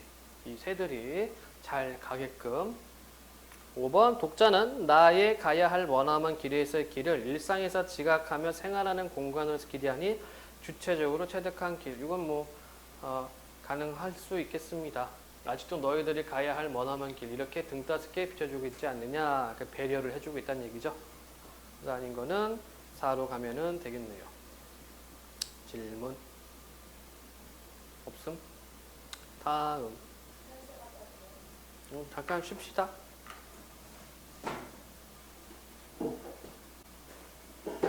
26, 28번. 고전소설. 작자 미상의 강도 무유로. 꿈여행 내용이란 뜻이네요. 자, A씨에 대한 설명, A, BCC 순서대로 되어 있고, 기억, 니은, 포인트 문제 있고요. 박스 문제 있네요. 3문제밖에 없네. 지문만 드립다 주고서, 그치? 문제는 꼴랑 3문제. 정멸사에는 청어라는 한 이름 높은 선사가 살고 있었다. 그는 천성이 어질었다가 아니라 어질었고, 마음 또한 착했다. 자, 인물의 성격을 직접 제시를 하고 있죠. 추운 사람을 만나면 입었던 옷을 벗어주었다. 배고픈 사람을 보면 먹던 밥도 몽땅 주어버렸다. 이래서 사람들이 그를 일러 추운 겨울의 봄바람이라거나 어두운 밤에 태양이라거나 하고 우러러 받들었다. 그런데 구구는 나날이 쇠퇴하였고 호적 오랑캐 호적이 침입하여 팔도강산을 짓밟았다. 상감은 난을 피하여 고성에 갇혔고 불쌍한 백성들은 태반이 적의 칼에 원망스러운 혼이 되었다. 이런 와중에서도 저 강도의 참상은 더욱 처절했다. 시신의 피는 냇물처럼 흘렀고 백골이 산더미처럼 쌓였다. 까마귀가 사정없이 달려들어 시신을 파먹었으나 장사 지낼 사람이 없었다. 오직 청허선사만이 이를 슬프게 여겼다. 자, 한번 볼까요? 그럼 26번에 26의 1번 요약적 진술을 통해 역사적 사건과 관련된 내용을 전달하고 있다. 맞죠? 아마 이 내용은 그 병자호란인 것 같아요. 그지? 2번도 볼 수 있죠? 인물의 성격을 직접적 서술하고 맞고 인물의 구체적인 행동을 통해 부여하네. 옷 벗어주고 먹을 거 주고 다시 지문으로 봅니다. 선사는 몸소 시신을 거두어 묻어주려고 했다. 그는 손으로 버들가지를 잡아 도수를 부렸다. 넓은 강물을 날아 건넜다. 야, 비현실적인 요소, 전기적 요소가 있습니다. 강 건너 인가가 황폐하여 어디 몸을 의탁할 곳이 없었다. 이에 선사는 연미정 남쪽 기슭에다 풀을 베어 움막을 엮었다. 그는 움막에서 침식하며 법사를 베풀었다. 역시 요약적 제시죠. 어느 날이었다. 달이 휘영청 밝았다. 그는 어렴풋이 한 꿈을 꾸었다. 티 한 점 없는 맑은 하늘은 물빛같이 푸르렀고 음산한 밤공기가 주위를 휩쌌다. 이따금 찬바람이 엄습했고 처량한 밤기운이 감돌아 심상치 않았다. 청화선사는 손에 석장을 짚고 달밤을 소요하고 있었다. 소요는 이렇게 천천히 걸어다니면서 흥얼흥얼 하는 거예요. 밤중이 되어 바람의 소리가 들려오는데 노랫소리 같기도 하고 울음소리 같기도 했다. 그 노래와 웃음소리, 울음소리는 다 부녀들의 곳으로서 한 곳에서 들려왔다. 한밤중에, 그치? 이런 소리가 들려. 선사는 매우 이상히 여기고 가만가만 다가가 엿보았다. 그곳에 수많은 부녀자들이 열을 지어 앉아 있었다. 어떤 사람은 얼굴이 쭈글쭈글했고, 비 부분 봐야 되겠죠? 26의 3번. 다양한 심상을 사용하여 사건의 시간적 배경을 드러내고 있다. 그렇죠? 그럼 밤이라는 점. 다시 질문으로 와서, 어디 갔냐? 어떤 사람은 얼굴이 쭈글쭈글했고 백발이 성성했다. 또 젊은 여인도 있었는데 삼단 같은 머리를 하고 황홀하게 차려입고 있었다. 그들은 한데 있었는데 비통하기 이를 데가 없었다. 청어선사는 더욱 이상하게 생각했다. 좀 더 나아가 자세히 살펴보았다. 어떤 사람은 두어 발이 넘는 노끈으로 머리를 묶기도 했고 또 다른 이는 한 자가 넘는 시퍼런 칼날이 시뻘건 선지피가 엉긴 채 뼈에 박혀 있었다. 또 머리통이 박살났는가 하면 물을 잔뜩 들이켜 배가 불룩한 사람도 숱했다. 이 끔찍스러운 참상은 두 눈 뜨고는 참아 볼 수 없었고 날카로운 붓으로도 낱낱이 기록할 수 없는 생지옥이었다. 한 여자가 울먹거리며 말했다. 종묘사직이 전란을 입어 그 참상을 입으나 말할 수 없습니다. 슬픔에다 하늘이 모신단 말인가요? 아니면 요괴의 장난인가요? 구태여 그 이유를 다 따지고 든다면 바로 우리 난군의 죄이겠지요. 태보의 높은 집이며 체부의 중책을 지닌 사람이 공론을 무시한 소치입니다. 사사로운 정에 이끌려 판벽되게도 강도의 중책을 제 자식에게 맡겼지요. 자식놈은 중책을 잊고 밤낮 술과 계집 속에 밤쳐 마음껏 향락에 빠졌습니다. 장차 닥쳐올 외적의 침입을 까맣게 잊어버렸으니 어찌 군무에 힘쓸 일을 생각이나 하겠습니까? 깊은 강 높은 성 험한 요새를 갖고도 이처럼 대사를 그르쳤으니 죽어 마땅하지요. 슬프에다 이내 죽음이요. 나는 떳떳이 자결했다고 자부합니다. 다만 제 자식놈이 살아 나라를 구하지 못했고 죽어 또한 큰 죄를 지었으니 하늘에 더러워진 이름을 어떻게 다 씻어버리겠어요. 쌓이고 쌓이는 원한이 가슴 속속들이 박혀 한때라도 잊을 날이 없군요. 왕비인가? 그죠? 남편이 도망가고 일을 아들한테 맡겼는데 아들내미는 맨날 놀았다. 왕비인 것 같기도 하고. 중략 모든 부인들의 제각기 슬픔을 이기지 못하여 깊이 탄식하기도 했고 눈물을 줄줄 흘리기도 했으며 대성통곡하기도 했다. 글로는 그것을 다 표현할 수 없었다. 조금 시간이 흘렀다. 다음 여자가 일어나 사람성을 왔다 갔다 했다. 그녀는 두 눈동자가 새빨갛이 유난히 빛나고 초승달 같은 눈썹이며 삼단 같은 머리는 가히 선녀라 할 만했다. 선사는 매우 이상히 여기며 속으로 생각했다. 직녀가 은행에서 내려왔나? 월궁에서 항아가 내려왔나? 만일 직녀를 한다면 결혼난군을 이별한 뒤에 만나지 못했으니 당연히 슬픔에 쌓여 눈물을 흘릴 것이다. 또한 월궁이 항하라면 긴긴 밤 독수공방에서 애타게 그리워한다고 홍하는 늙어가고 백발이 성성할 터인데 도무지 이 여자는 복사꽃 아롱잼 뺨에 근심 어린 빛이 전혀 없으니 알지 못할 일이로다. 이 또한 귀한 일이구나. 그렇죠? 다른 여자들은 다 침통해하고 뭔가 좀 이렇게 좀 참혹한 형태를 하고 있는데 이 여자는 굉장히 선녀처럼 예쁘단 말이에요. 26에 4번 전기적 요소를 활용하여 인물의 영웅적 면모를 드러내고 있다. 영웅적 면모는 없죠? 이유는 없네. 그러니까 영웅적 면모가 아니라 선녀다운 면모, 선녀의 면모, 아주 아름다운 면모를 드러낸다. 이렇게 들어갔어야죠. 다시 질문. 이때 그 여자가 방긋 웃으며 말했다. 첩은 기생이라 노래와 춤이 널리 이름났습니다. 무사내들과 어울려 인생 활락의 극도에 달했습니다. 혼자 곰곰이 생각해보니 사람에게 귀한 것이 정절입니다. 그래서 하루아침에 마음을 가다듬고 깊은 규중에 들어박혀 오래도록 한 남편을 섬겨 다시는 두 마음을 먹지 않으려고 결심했습니다. 그러나 뜻밖에도 난리가 일어나 꽃같은 청춘이 그만 지고 말았습니다. 사실 오늘 밤 이 높은 회합에 제가 낀다는 것은 너무나 가분합니다. 외람되게도 숙렬하신 여러분들이 곁에 끼어 다행히도 좋은 말씀을 많이 들었습니다. 그 저리의 높으심과 정열의 아름다움은 하늘도 감동하고 사람마다 탐복하지 않을 사람이 없겠습니다. 몸은 비록 죽었지만 죽은 것은 아닙니다. 강도가 함락되고 남한성이 위태로워 상간마마의 욕대심과 국치가 임박하였지만 충신절사는 만에 하나도 없었습니다. 다만 부녀자들만의 정절이 늠름하였으니 이는 참으로 영광스러운 죽음이 옵니다. 그런데 왜 그리 서러워하십니까?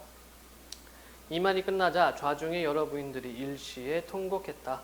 그 통곡 소리는 참담하게 그지없었고 차마 들을 수 없었다. 선사는 혹시나 부인들이 알아차릴까 두려워 숲속에 숨어서 몸둘 바를 모르고 있었다. 그러다 날이 밝아지기를 기다려 물러나오니 벼랑간 놀랍게니 한바탕 꿈이었다.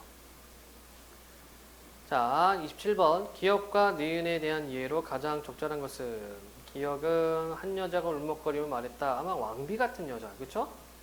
니은은 기생이라고 한 여자가 되겠네요. 1번 기억과 니은은 모두 상대에 대한 의구심을 해소하기 위해 질문하고 있다. 2번 기억과 니은은 모두 과거의 사건을 근거로 현재의 상황에 처한 이유를 드러내고 있다. 이거 아닌가? 그치? 3, 4번도 확인. 기억과 니은은 모두 자신의 처지를 강조하며 상대방에게 서운한 감정, 니은은 아니고요. 기억에는 인물에 대한 분노가, 니은은 인물에 대한 시기 아니고 기억은 현실적 가치, 니은은 이상적 가치 이것도 아니죠. 답은 2번이 되겠네요. 28번 박스 적절하지 않은 것은 강도목류록은 꿈속의 사건이라는 문학적 장치를 통해 전란의 책임이 무능한 위정자들에게 있다는 작가의 비판적 현실 인식을 드러낸 작품이다.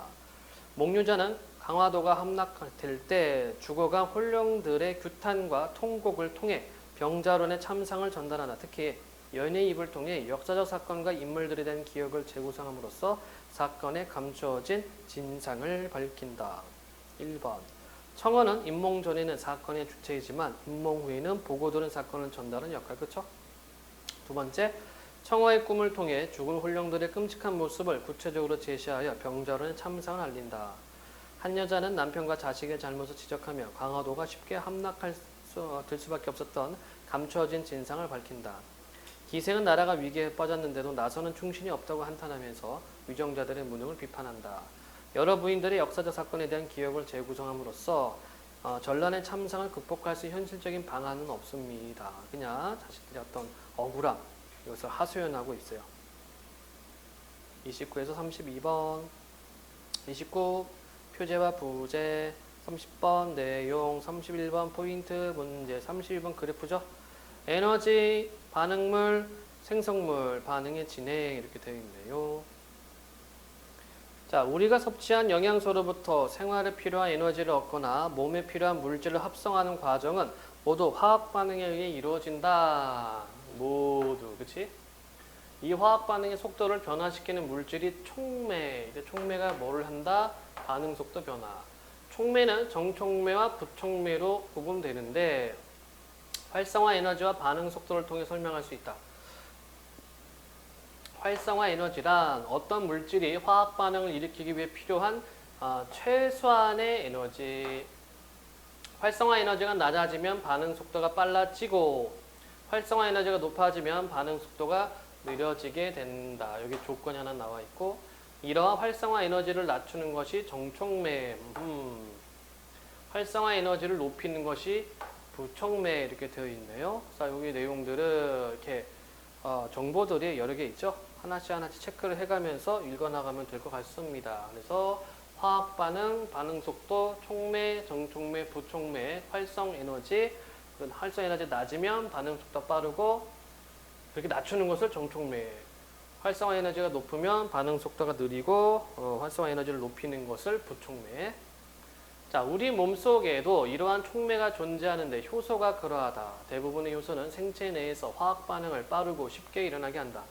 예를 들어 소화효소인 펩신이 분비되어 우리는 음식물을 오랫동안 위장에 담고 있지 않고 소화시킬 수 있는 것이다. 효소를 구성하는 주성분은 단백질이며 각 효소는 고유의 입체 구조를 갖는다. 효소는 촉매로 작용하는 과정에서 반응물과 일시적으로 결합한다. 자, 반응물과 일시적으로 결합. 효소에서 반응물과 결합하여 화학 반응이 일어나게 하는 특정 부분을 활성 부위라고 하며 화학 반응이 일어나게 하는 특정 부위를 활성 부위. 활성 부위와 결합하는 반응물을 기질이라고 한다. 효소에 의한 촉매 과정에서 효소의 활성 부위와 기질의 3차원적 입체 구조가 맞으면 효소 기질 복합체가 일시적으로 형성되는데 일시적으로 형성. 이처럼 한 종류의 효소가 한 종류의 기질에만 작용하는 것을 효소 기질 특이성이라 한다. 촉매 과정이 끝나면 기질은 생성물로 바뀌며 자, 뭐가 바뀌었어요? 촉매 과정이 끝나면 기질이 생성물로 바뀌며 효소 기질 복합체로부터 분리된 효소는 처음과 동일한 화학적 상태를 복귀하여 다음 반응을 준비한다. 뭐 이렇게 되어 있네. 그죠? 그러니까 요 부분이 이제 어떻게 보면 이 지문의 포인트가 되는 거지. 그치? 화학 반응, 촉매 반응에 대한 과정과 설명이 나와 있습니다. 그런데 어떤 화학 물질은 효소와 결합하여 효소의 작용을 방해하는데 이러한 물질을 저해제는 효소 반응을 방해하는 방식에 따라 경쟁적 저해제와 비경쟁적 저해제로 나뉘어진다. 먼저 경쟁적 저해제는 기질과 유사한 3차원 입체 구조를 지니고 있어 기질이 결합할 효소의 활성 부위에 기질 대신에 경쟁적 저해제와 결합하여 효소 기질 복합체의 형성을 저해. 그러니까 지가 대신 돌아가서 결합한다는 얘기가 되겠네요. 그 다음에 경쟁적 저해제는 기질의 농도가 증가하면 저해 효과는 감소한다. 자, 기질의 농도가 증가하면 저해 효과는 당연한 거 아닙니까? 그치? 그만큼 기질이 좀 진하면 당연히 저해 효과는 감소. 이건 뭐 말 그대로. 다음으로 비경쟁적 저해제는 효소의 활성 부위가 아닌 효소의 다른 부위에 결합하여 효소의 입체 구조를 변형시킴으로써 효소의 활성 부위의 기질이 결합하지 못하게 한다. 그 결과 효소 기질 복합체가 형성되지 않아 효소 작용을 저해. 비경쟁적 저해제가 작용하는 경우에는 기질의 농도가 증가해도 저해 효과는 감소하지 않는다. 그 상관없다는 얘기가 되겠네요. 그렇죠? 자, 그럼 우리가 32번 문제를 먼저 접근을 해봅시다. 그림으로. 촉매 반응을 설명하기 위한 그래프, 윗글을 바탕으로 보기 위한 내용 적절한 것은 이렇게 있고 ABC에서 반응물의 종류와 양은 동일하며 촉매를 제외한 모든 요인은 동일. 얘를 촉매가 없는 그래프라고 가정할 때 B는 반응물에 부촉매를 넣은 그래프이겠군. 이게 무슨 말이야? 촉매가 없는 그래프라고 가정할 때 B는 반응물의 부촉매. 모양이 같기 때문에 B도 역시 어떻게 가야 돼요? 촉매가 없는 걸로 가야 되겠지. 그치? 정촉매든 부촉매든 없는 걸로 가야죠. C를 촉매가 없는 그래프로 가정할 때 얘를 A는 반응물에 정촉매를 넣은 그래프이겠군. 이것도 마찬가지죠. 이게 모양이 이렇게 모양 형태가 비슷하게 가고 있기 때문에 같이 가야 되죠. 똑같이 설명해 줘야 돼. 생성물을 만들어내는 화학 반응 속도는 C가 B보다 빠르겠군.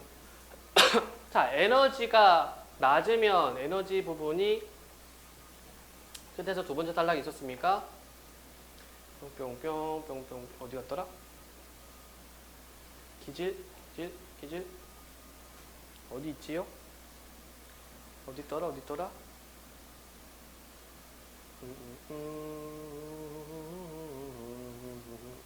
잘 안 보인다.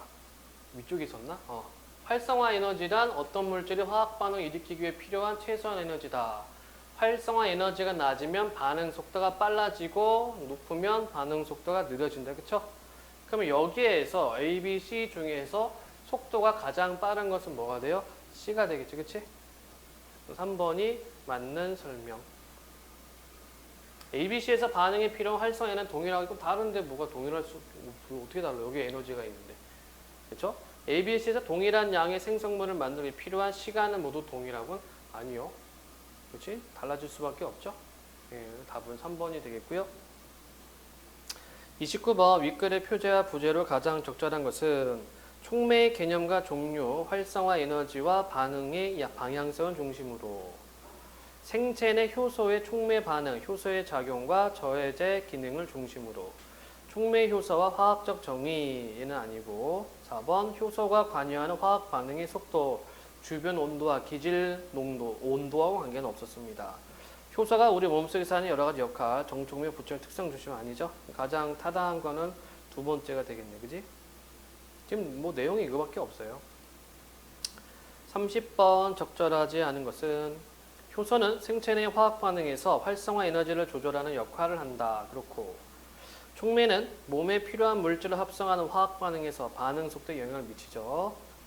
그러니까 만약에 이게 수능 문제라면요. 수능 문제라면은 이거 고쳐야 돼. 왜냐면은 이게 여기하고 연결된단 말이야. 보기 2번하고 32번 문제하고 연결이 좀 되죠. 왜냐면 반응 속도에 대한 그 답이 있기 때문에, 그치? 예, 이거를 바꿔야 돼요. 얘는. 자, 기질의 구조와 활성 부위 구조가 다르면 효소 촉매 반응이 일어나지 않는다. 그렇고 여기는 끝에 부분, 요쪽 부분을 통해서 보면은 확인이 가능하고요. 그 다음에 촉매 과정에서 반응물과 일시적으로 결합한 효소는 고유의 입체 구조를 가지고 있다라고 얘기를 했습니다. 그리고 효소 기질 복합체에서 분리된 효소는 다른 종류의 기질에 맞는 입체 구조의 평 다음 반응을 구조한다. 아니요. 떨어지고 난 다음에는 처음과 동일한 화학적 상태를 복귀해서 다음 반응을 준비한다라고 되어 있었지, 그치? 그래서 5번이 틀렸네요. 31번 기억과 니은에 대한 설명, 경쟁적 저해제와 비경쟁적 저해제. 자, 기억과 달리 니은은 효소의 입체 구조를 변형시키는 역할을 한다. 그럼 따져보면은 니은 같은 경우에는 여기 보면 어디 봅시다. 입체 구조를 변형시킨다라고 되어 있고 니은이 기억은 뿅뿅뿅 그런 얘기는 없죠, 그치? 그러니까 기억은 뭡니까? 기질 대신에 경쟁적 저해제가 들어가서 먼저 결합하는 거지, 그치? 그래서 결합을 방해하는 거고 비경쟁적 저해제는 기질이 들어가는 부분이 아니라 다른 부분에 결합해서 모양을 바꿔버려요, 그쵸? 입체 구조를 바꿔서 결합하지 못하게 만드는 거고 이 부분을 통해서 보면은 답은 1번이 되겠네요.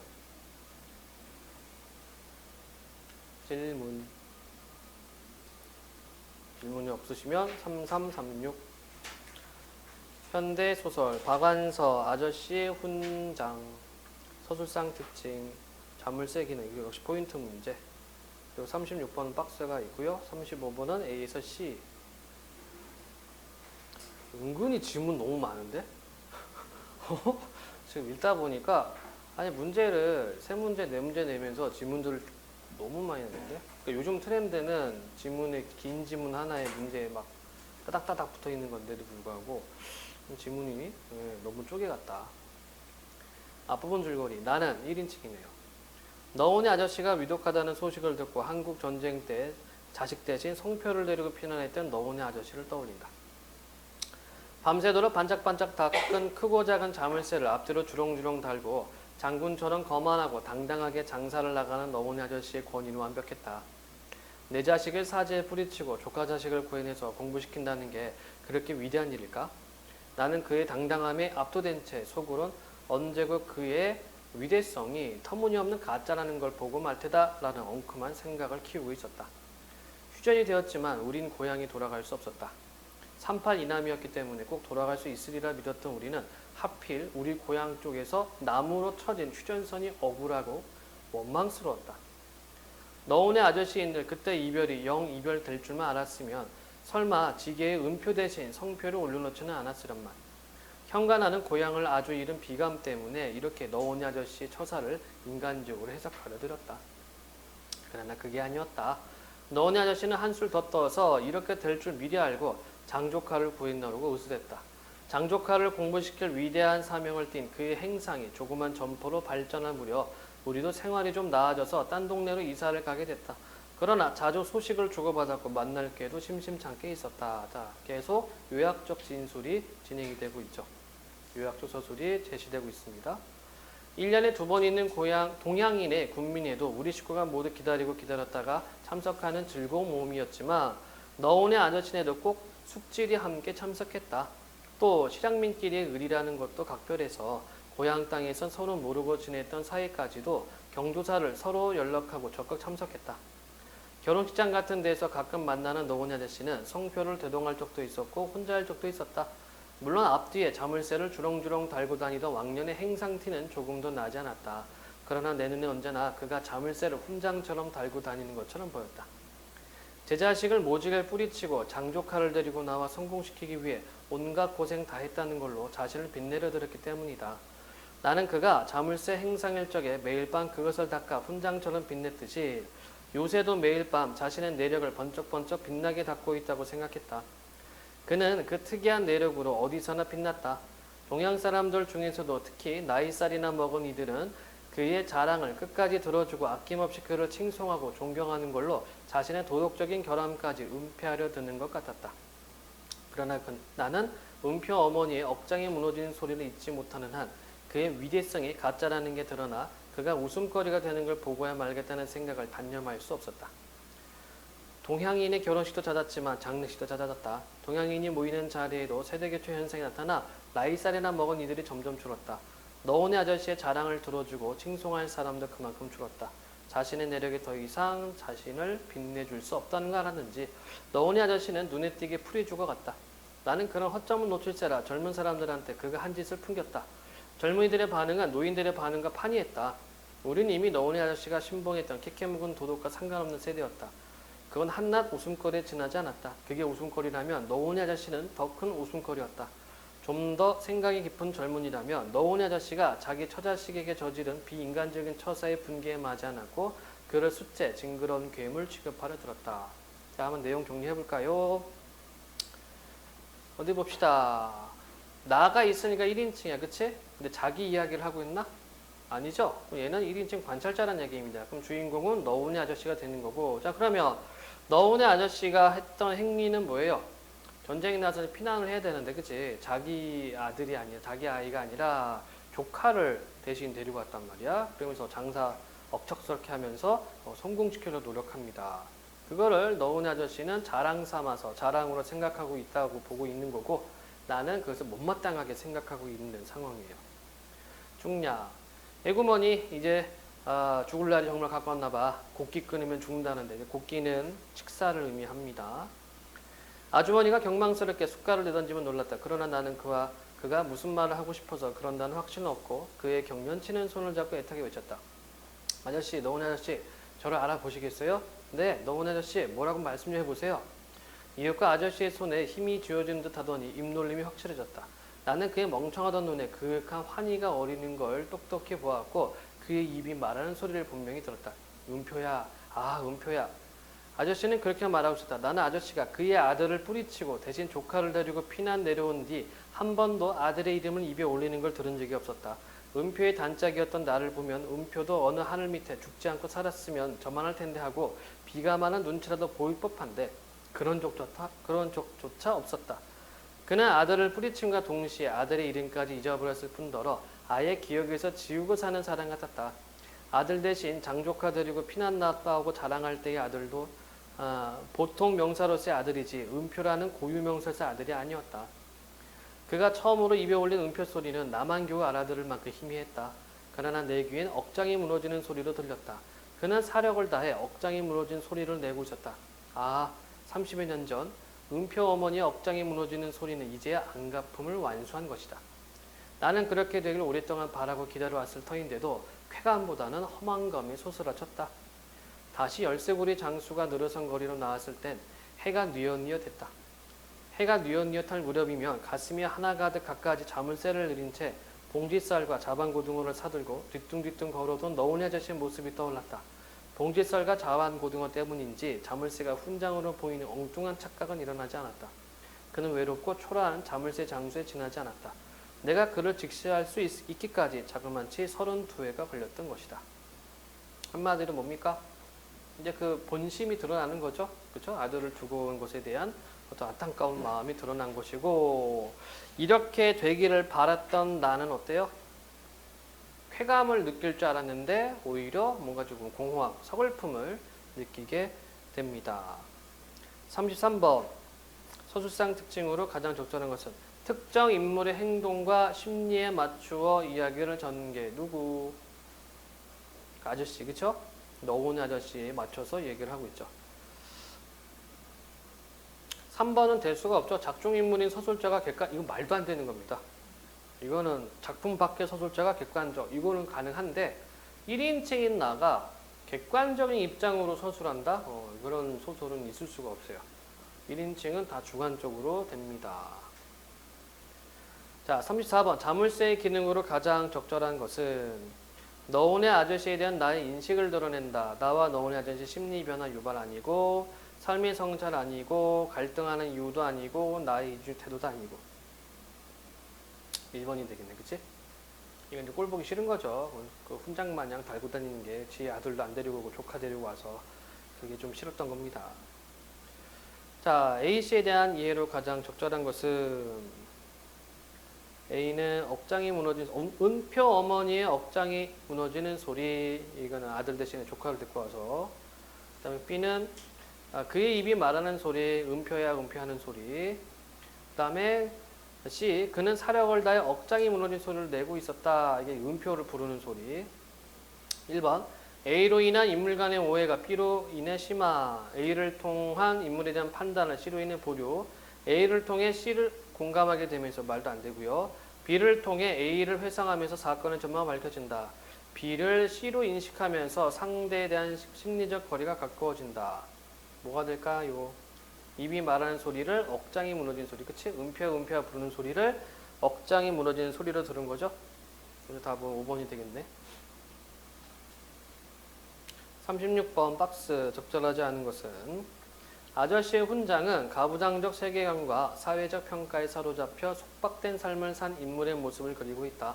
작품 속 인물은 자신이 따라야 한다고 생각한 믿음을 실천하며 자신이 속한 공동체에서 인정을 받고자 한다. 하지만 시대 흐름에 따라 세대가 교체되면서 사회적 평가가 달라지는 양상을 보인다. 아울러 작가는 인물들의 삶을 바탕으로 한국전쟁으로 인한 분단의 문제까지 함께 조명하고 있다. 1번 형과 나가 고향을 잃은 비감을 느끼는 모습에서 한국전쟁으로 인한 분단의 슬픔, 여기 나와 있고, 그 다음에 너운의 아저씨를 비웃는 젊은이들의 모습에서 기존 세대에서 인정받던 믿음이 달라지고 있다. 여기 있고요. 나는 풀이 죽어가는 너운의 아저씨의 모습을 시대에 따라 달라진 사회적 평가를 자각하지 못한 것을 보고 있군이 아니라 풀이 죽어가는 너운의 아저씨는 뭐가 되는 겁니까? 그러니까 자기 세대들 사람들이 사라지면서 자기의 어떤 조카를 데리고 왔던 행위를 인정받고 싶은데 그게 점점 안 되니까 풀이 죽어간다는 얘기가 되는 거죠. 그 다음에 너운의 아저씨를 칭송하는 노인들의 모습에서 가부장적 세계관을 따라가는 사람들의 단면, 이쪽.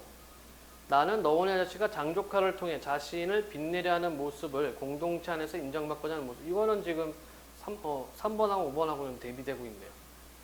그래서 답은 3이 되겠고, 질문이 없으시면 37에서 41번 문제 먼저 보겠습니다. 37 이해 38 가 39 기억과 니은 40 박스 41번 문맥적 의미. 자, 국가는 자국의 힘이 외부의 군사적 위험을 견제하기에 충분치 않다고 판단할 때나 역사와 전통 등의 가치가 위협받는다고 느낄 때 다른 나라와 동맹을 맺는다. 동맹 결성의 핵심적인 이유는 동맹을 통해서 확보되는 이익이며 이는 동맹관계 유지의 근간이 된다. 자, 동맹을 맺는 이유가 나타나 있고 동맹의 종류는 그 형태에 따라 방위조약, 중립조약, 협상으로 나눌 수 있다. 우리나라는 미국하고 이제 방위조약을 맺고 있죠. 알고 있니? 다른 나라가 한국을 치면은 미국은 자동 개입합니다.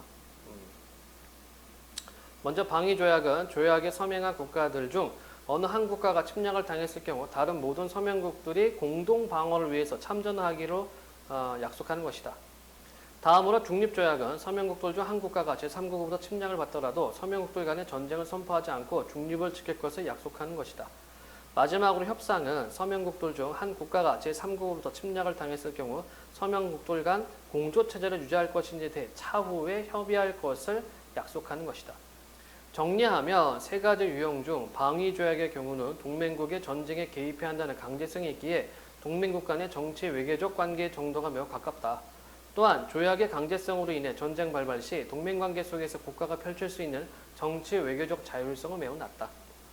즉 방위조약의 동맹국 간의 자율성이 가장 낮고 문맥을 파악하는 것도 많네요. 자율성이 낮다. 우선 2번부터 치고 들어가 봅시다. 41의 2번 그녀의 목소리는 매우 낮고 단호했다. 가능합니까? 이건 아니죠. 자율성이 낮다는 정도가 낮는 건데 그쵸? 이거는 소리니까 목소리니까 안 되고 다시요 지문으로 가서 다음으로 중립조약 협상 순으로 자율성이 높아진다. 한 연구에 따르면 1816년부터 1965년까지 약 150년간 맺어진 148개 군사동맹 중에서 73개는 방위조약, 39개는 중립조약, 36개는 협상의 형태인데 평균 수명은 방위조약이 115개월, 중립조약이 94개월, 협상은 68개월 정도였다. 따라서 자 그러면 38번에 들어갈 내용 1번 동맹관계가 멀고 자율성이 높을수록 그 수명이 연장되었다. 자 방위조약이 가장 길죠? 방위조약은 뭡니까? 자율성이 가장 낮아. 그쵸? 그리고 자동기입입니다. 2번 동맹관계가 멀고 자율성이 낮을수록 그 수명이 단축. 3번 동맹관계가 가깝고 자율성이 높을수록 그 수명이 연장. 4번 동맹관계가 가깝고 자율성이 낮을수록 그 수명이 단축. 동맹관계에 가깝고 자율성이 낮을수록 그 수명이 연장. 그럼 가장 타당한 건 뭐가 돼요? 5번이 되는 거지, 그치? 바로 앞에 분에 방위조약 115, 중립 94, 협상 68 되어 있어요. 다시 질문으로 하세요. 위와 같이 동맹관계는 고정되어 있지 않다. 그 이유에 대해 현실주의자들과 구성주의자들은 서로 다른 견해를 보이는데 이는 국제사회를 바라보는 시각의 차이에서 기인한다. 우선 현실주의자들은 국가는 이기적 존재이며 국제사회의 유일하고 중요한 행위 주체라고 생각한다. 국제사회는 국가 이상의 단위에서 작동하는 중앙정부와 같은 존재가 부재하는 일종의 무정부 상태이므로 개별 국가는 힘의 논리로부터 스스로를 지켜야 한다고 본다. 따라서 각 나라는 군사적 동맹을 통해 세력 균형을 이루어 세력 균형을 이루어 41의 3번 동아리를 이루어 균형을 이루어 안 맞죠. 다시 지문으로요. 패권 안정을 취하려 한다. 특정한 패권 국가가 출현하면 그 힘을 견제하기 위한 국가들 간의 동맹이 형성되기도 하고 그러니까 중국 보세요. 미국 견제하려고 그치? 1대1로라고 건설하기 위해서만 했는데 지금 잡음이 많죠. 그리고 경제적인 기반을 안정화하기 위해서 아프리카에다가 엄청난 돈을 쏟아부었어. 이들이 아프리카는 중국이 뭐라고 하면 이제 껌뻑 죽어야 돼.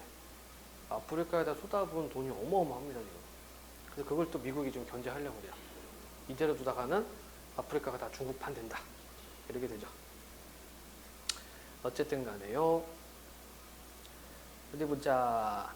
그 힘에 편승하는 동맹이 형성되기도 한다. 이렇듯 힘의 균형점이 이동함에 따라 세력의 균형을 끊임없이 찾는 과정에서 동맹관계는 변할 수 있다 보는 것이다.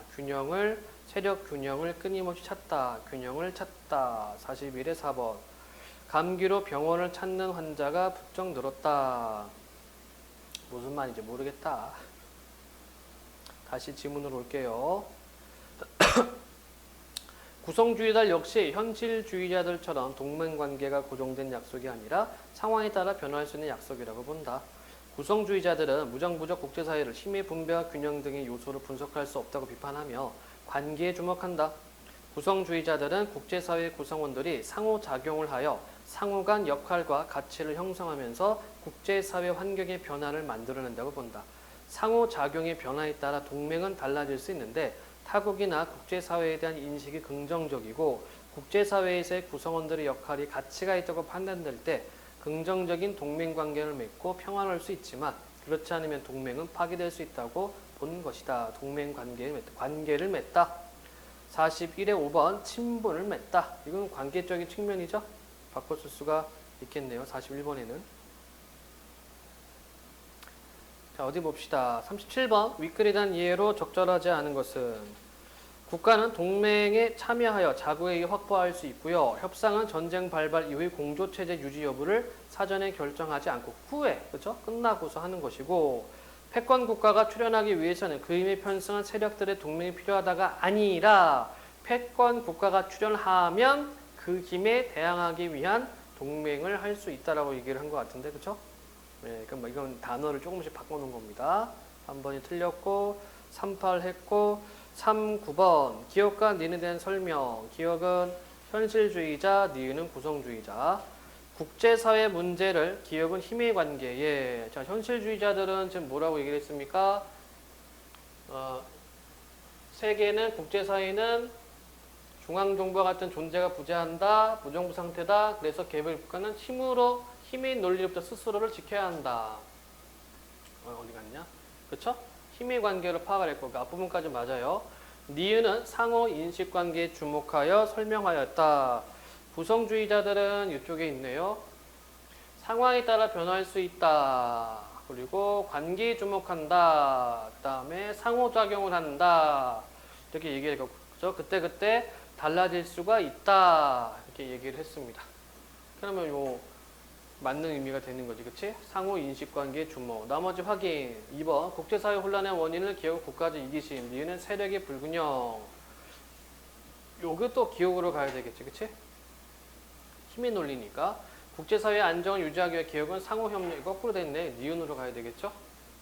그 다음에 동맹이 변화하는 이유를 기억은 패권국가의 출현으로 인한 전쟁으로 니은은 구성원의 자국에 대한 인식의 부재로 보았다. 자국에 대한 인식은 관계가 없죠, 그치? 그 다음에 국제사회 질서 유지를 위해 기업은 중앙정부 같은 존재가 필요하다고 본 것이 아니라 중앙정부 같은 것이 없기 때문에 힘의 논리가 작용한다라고 이야기를 했습니다. 그 봐요. 중국 막 우리가 사드하고 할 때는 엄청 막 깽판 치고 막 했는데 미국이 큰 소리 뻥 치니까 깽깽하고 있죠. 갈 때까지 갈 것 같은데 지금 미국이 또 보복 관세 거의 한 2,500억 불 정도를 또 준비하고 있어요.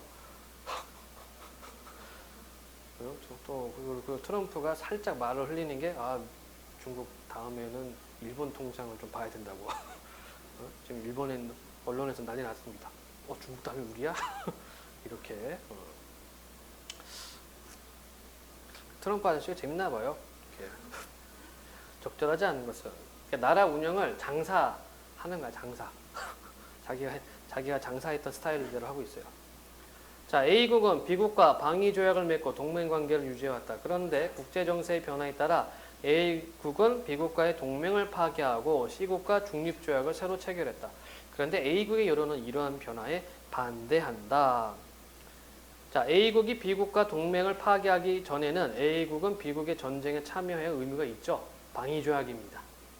2번 A국이 C국과 동맹을 맺은 후에는 B국과 C국 사이에 전쟁이 발발하더라도 A국은 참전하지 않아야 하겠군. 그렇죠? 중립조약을 체결했기 때문에 이거는 참전할 수가 없어요. 3번 현실주의자들은 A국과 B국이 동맹이 파기된 이유를 B국에 대한 A국 구성원들의 신뢰가 약하다. 이거는 현실주의자가 아니라 구성주의자들이 되겠죠? 현실주의자들은 뭘로 파악하는가? 힘의 논리로 파악합니다. 그러면은 어떻게 고쳐야 돼요? 현실주의자들 얘네들은 파기된 이유를 B국에 대한 구성의 신뢰가 약하가 아니라 B국보다 C국의 힘이 더 막강하다는 것을 파악했기 때문에 뭐 이런 식으로 내용이 나와줘야 되겠지. 그래서 아닌 것은 3번. 시간이 2분 정도 42에서 45번 박익노의 상사곡 길다. 자, 끊어가겠습니다. 좀 끊고 다음 시간에 개별적으로 나머지 것들은 조금 점검을 하고 그 다음에 내신 대비 들어갈게요. 자, 우리가 2018학년도 고2 모의고사 9월 문제 42, 43, 44, 45 네 문제가 남았어요. 먼저 이렇게 정리하고 다음 걸 들어갑시다.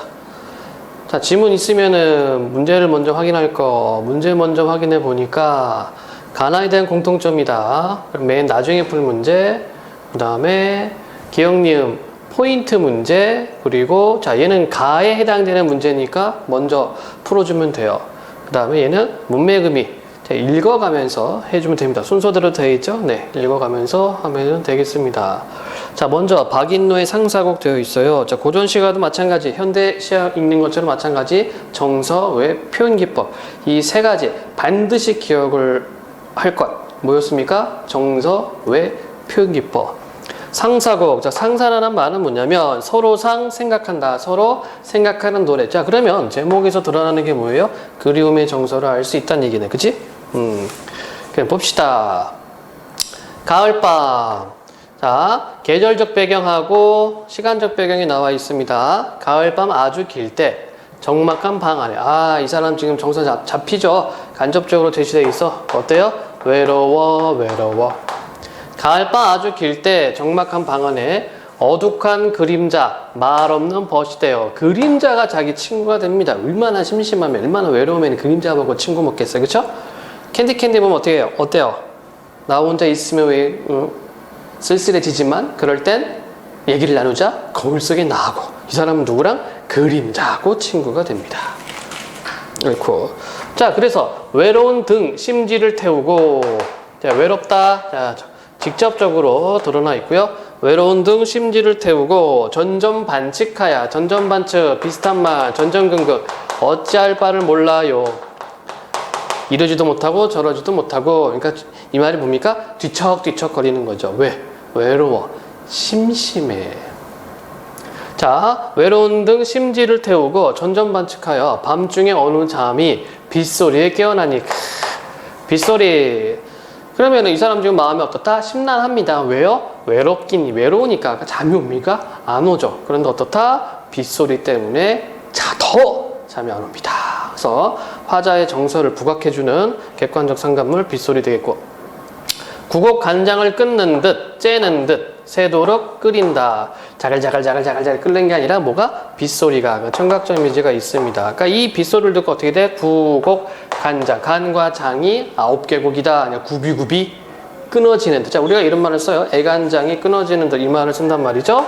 똑같은 표현. 그러니까 이 사람은 굉장히 외로워요. 힘들어요. 그래서 밤에 비 올 때도 잠을 못 잡니다. 하물며 맑은 바람 밝은 달 삼경 깊어갈 때 밤입니다. 깊은 밤. 동쪽 창문을 더디 닫고 외로에 앉았으니. 외롭다. 이 시적 화자는 정서는 외로움. 임의 얼굴에 비친 달이 한 빛으로 밝아오니. 자, 달 보고서 누구 생각합니까? 님을 생각했네요. 반기는 진정은 임을 본 듯 하다마. 그러니까 달 무슨 달? 쟁반같이 둥근 달이 아니라 님 같은 달. 님도 달을 보고 나를 본 듯 반기는가. 아까 지금 시작하자는 밤에 잠이 안 와. 깊은 밤에 뭐하고 있습니까? 달을 보고 있어요. 달을 보면서 누굴 떠올려? My lover, 사랑하는 사람을 떠올리고 있습니다. 그러면서 생각하죠. 우리 님도 저 달을 보고 나를 떠올릴까? 이렇게 생각을 하고 있습니다. 너무 보고 싶다. 너무 보고 싶어요. 저 달을 높이 불러 물어나 보고 싶은데 구만리 장자 높은 하늘에 어느 달이 대답하리. 서리법 나와 있죠.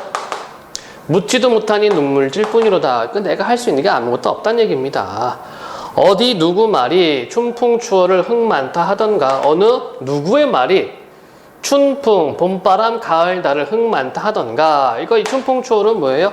자연을 즐긴다는 얘기죠. 그런데 이 사람 지금 심정이 어때? 못 즐겨. 외롭기 때문에.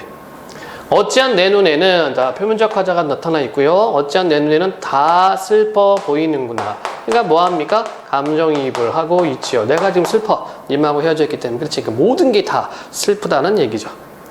봄이라 이러하고 가을이라 그러하니 대꾸법. 옛 근심과 새 한이 첩첩이 쌓였구나. 세월이 아무리 흐른들 이내 한이 그칠까 서리법. 몇백 세 인생이 천년의 근심을 품어 있어 못 보는 저임을 이토를 그리는가. 그러니까 자기 생각해보면 이 한이 왜 생겼을까 생각해 보니까 몇백 세 인생이 천년의 근심을 품어서 이렇게 그리워하는가 이런 얘기죠. 과장법이 들어가 있고요. 잠깐 동안 아주 잊어 후이쳐 던져주자. 모르겠다. 잠깐 생각을 말자 이렇게 말하고 있습니다. 그 다음에 운수에 정해진 만남과 이별을 마음대로 할 수 있는가? 자, 운수에 정해진 것을 마음대로 하지 못한다고 얘기했어요. 그렇죠? 그럼 이 사람은 운명론적 세계관을 가지고 있네요.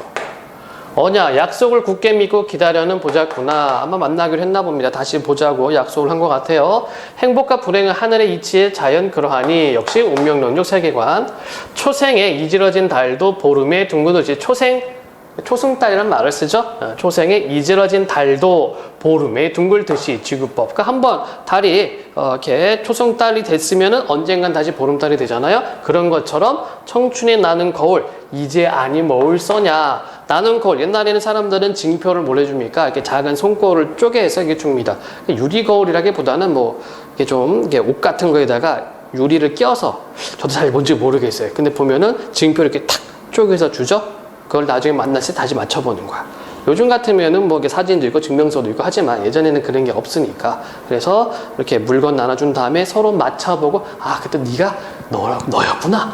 이런 식으로 징표라는 얘기죠. 그래서 초생에 이지러진 달도 보름에 둥글듯이 청춘에 나눈 거울 이제 아니 뭘 써냐 서리. 그러니까 여기서는 뭡니까? 만날 수 있다는 믿음이 있어요. 만날 수 있다는 믿음. 신혼의 즐거웠건을 오랜 예정이 지금이라고 어떠하랴 서리법. 예정이 지금이라고 어떠하랴 지금도 있다는 얘기입니다. 서리법이고요. 흰머리 속에 소년의 마음을 가져 있어. 이제 소년의 마음이 뭡니까? 신혼의 즐거움이 되는 거죠. 산수 갖춘 고을에 초막을 작게 짓고. 산수 산가물 즉 자연을 의미합니다. 대유가 되죠. 자연이 갖춰진 고을에 초가집을 작게 짓고 욕심이 많지 않습니다. 편안치 못한 생활을 유여 거꾸로 하면 여유죠. 편안치 못한 생애를 여유 있고자 바랄 소냐. 서리법. 혼자서 나 이렇게 편하게 살고 싶지 않다는 얘기네. 두세 일은 돌밭을 갈거니 짓거니 오곡이 있거든 조상 제사 받들고. 성경을 이룬 후에 정성스럽게 공경을 이룬 후에 있으면 밥이요 없으면 죽을 먹고. 대구법. 좋은 일 못 봐도 굳은 일 없을지니 50의 아들 낳아 자손하기 늙도록 일생에 덜 밉던 정을 밉도록 쫓으리라. 그러니까 이렇게 살고 싶은 게 이 사람의 희망인 거죠. 다시 만나서. 그렇죠? 자기의 사랑했던 사람을 다시 만나서 이렇게 부자처럼 그렇게 살고 싶진 않아요. 그러니까 자연이 있고 그다음에 작은 집 한 채 있고 그리고 나이가 들었어도 뭐 조상님께 제사도 지내고 뭐 이렇게 정성으로 공경을 다 하고 굶어도 좋다 이런 얘기입니다. 다만 만나서 남은 여생을 보내고 싶다. 뭐 애도 낳고 이런 의미가 되겠네요. 자, 그러면 문제 풀어봅시다. 문제로 들어가 봅시다. 44번 문제죠. 적절하지 않은 거. 박인노의 상사곡은 이별한 임에 대한 연정의 마음을 잘 표현한 시가로서 화자를 둘러싼 배경과 자연문을 활용하여 임에 대한 간절함을 잘 드러내고 있다. 자, 끊어가야죠. 또한이니까 이건 추가 정보니까 앞에 있는 정보는 뭐란 얘기입니까? 자연문을 통해서 화자의 정서를 부각했다는 얘기입니다. 또한 이 작품은 이별의 상황을 신의로 극복한 신의, 믿음, 의리 신의로 극복하려는 모습에서 더 나아가 안본지적의 일념으로. 자, 안본지적으로 아까 뭘 봤어요? 산수 갖춰진 고을에 초막을 지어놓고 있었죠? 자신의 부정적 상황을 견디려는 선비로서의 자세를 드러낸 데는 점이 특징이다. 가난해도 좋다. 다만 님과 함께 남은 여생 보내고 싶다. 그런 거죠. 이거는 우리가 사람이라면 다 누구나 갖고 있는 생각이 아닐까 싶어요. 자, 1번.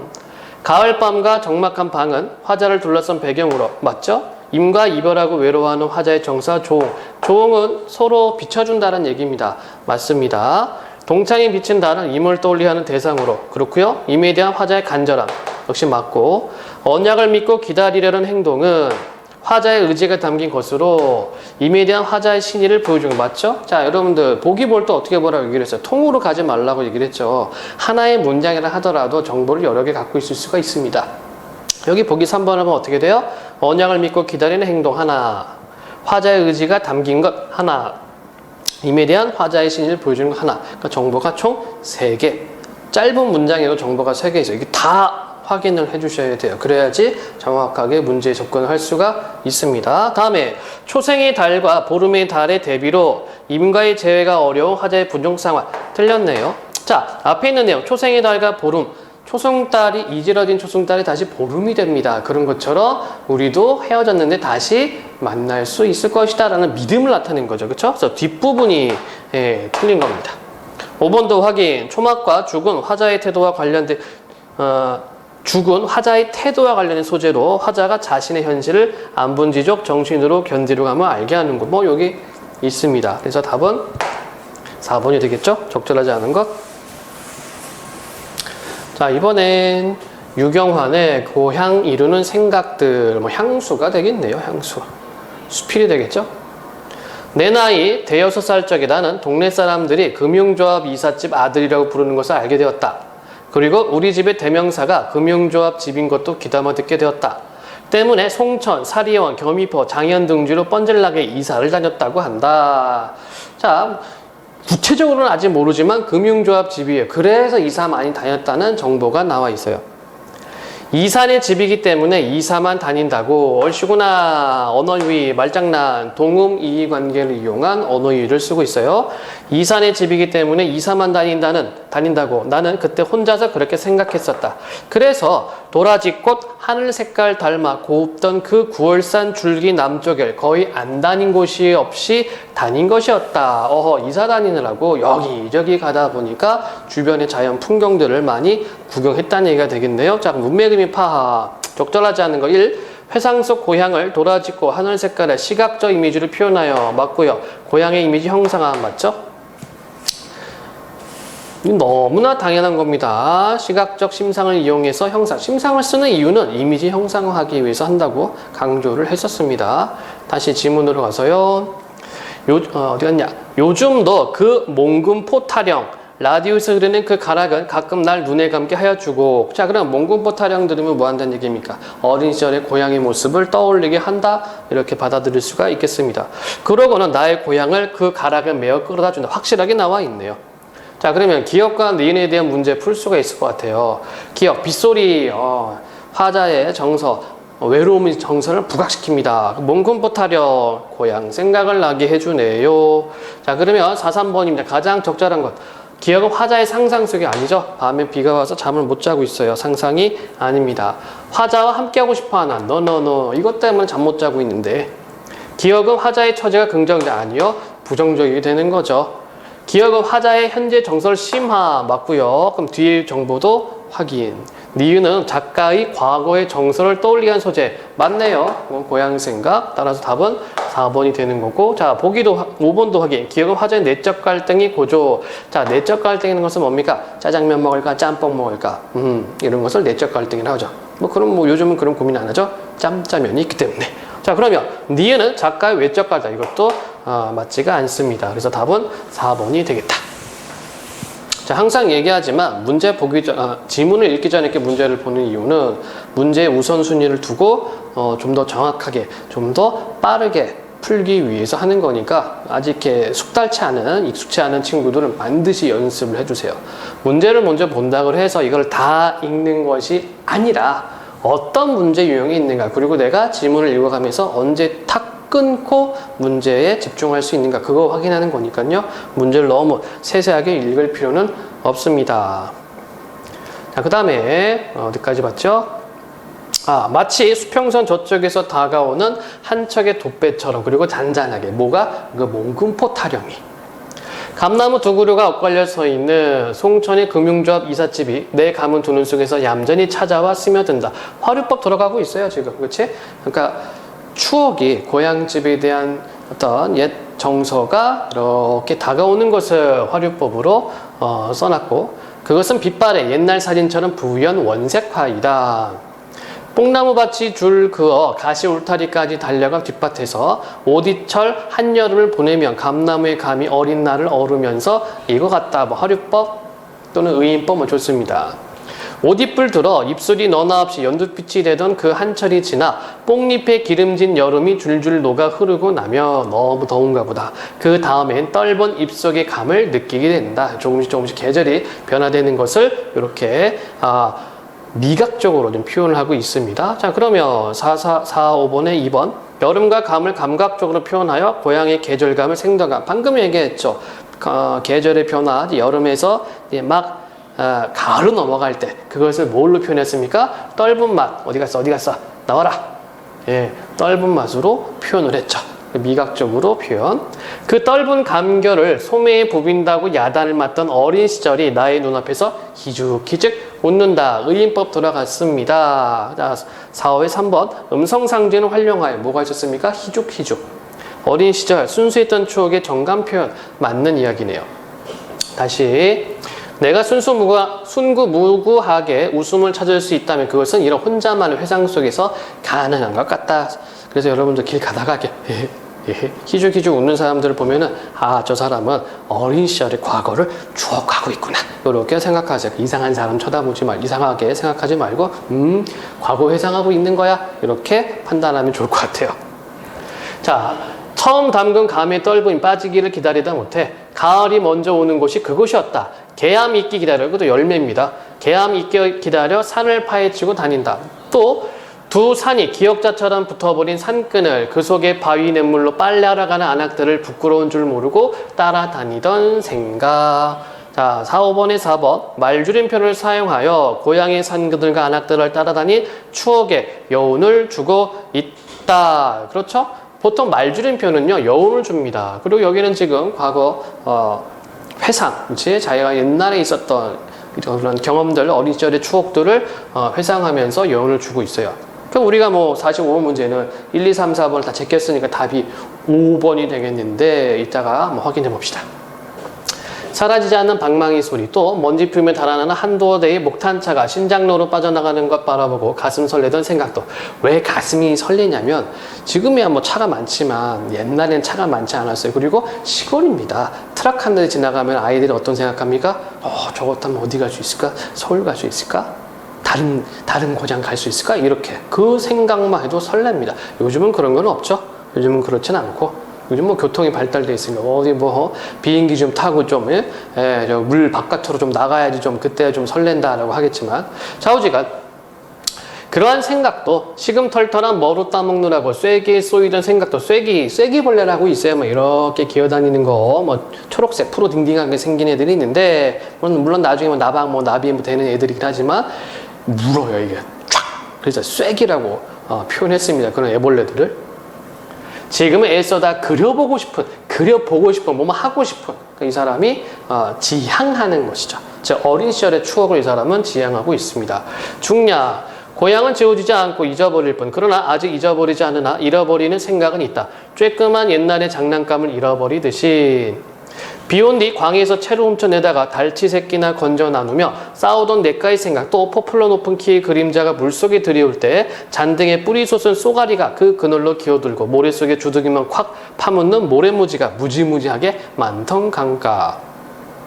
그놈들 잡아서 한 마리도 푹 국 끓여 먹어보질 못했건만 무엇 때문에 잡으려고 고무신만 떠내려 보내고 울곤 하였던 거 역시 옛 추억. 수수깡 뽑아 마디마디 끝마다 씹어 빨아먹고 안경 만들어 쓰고 우편소, 우체국입니다. 옛날에는 우편소라고 얘기를 했어요. 우편소의 문을 밀고 들어서 보던 시절로 지금도 달려가는 나의 생각들. 자, 화류법 들어갔죠? 생각들이 달려간대요.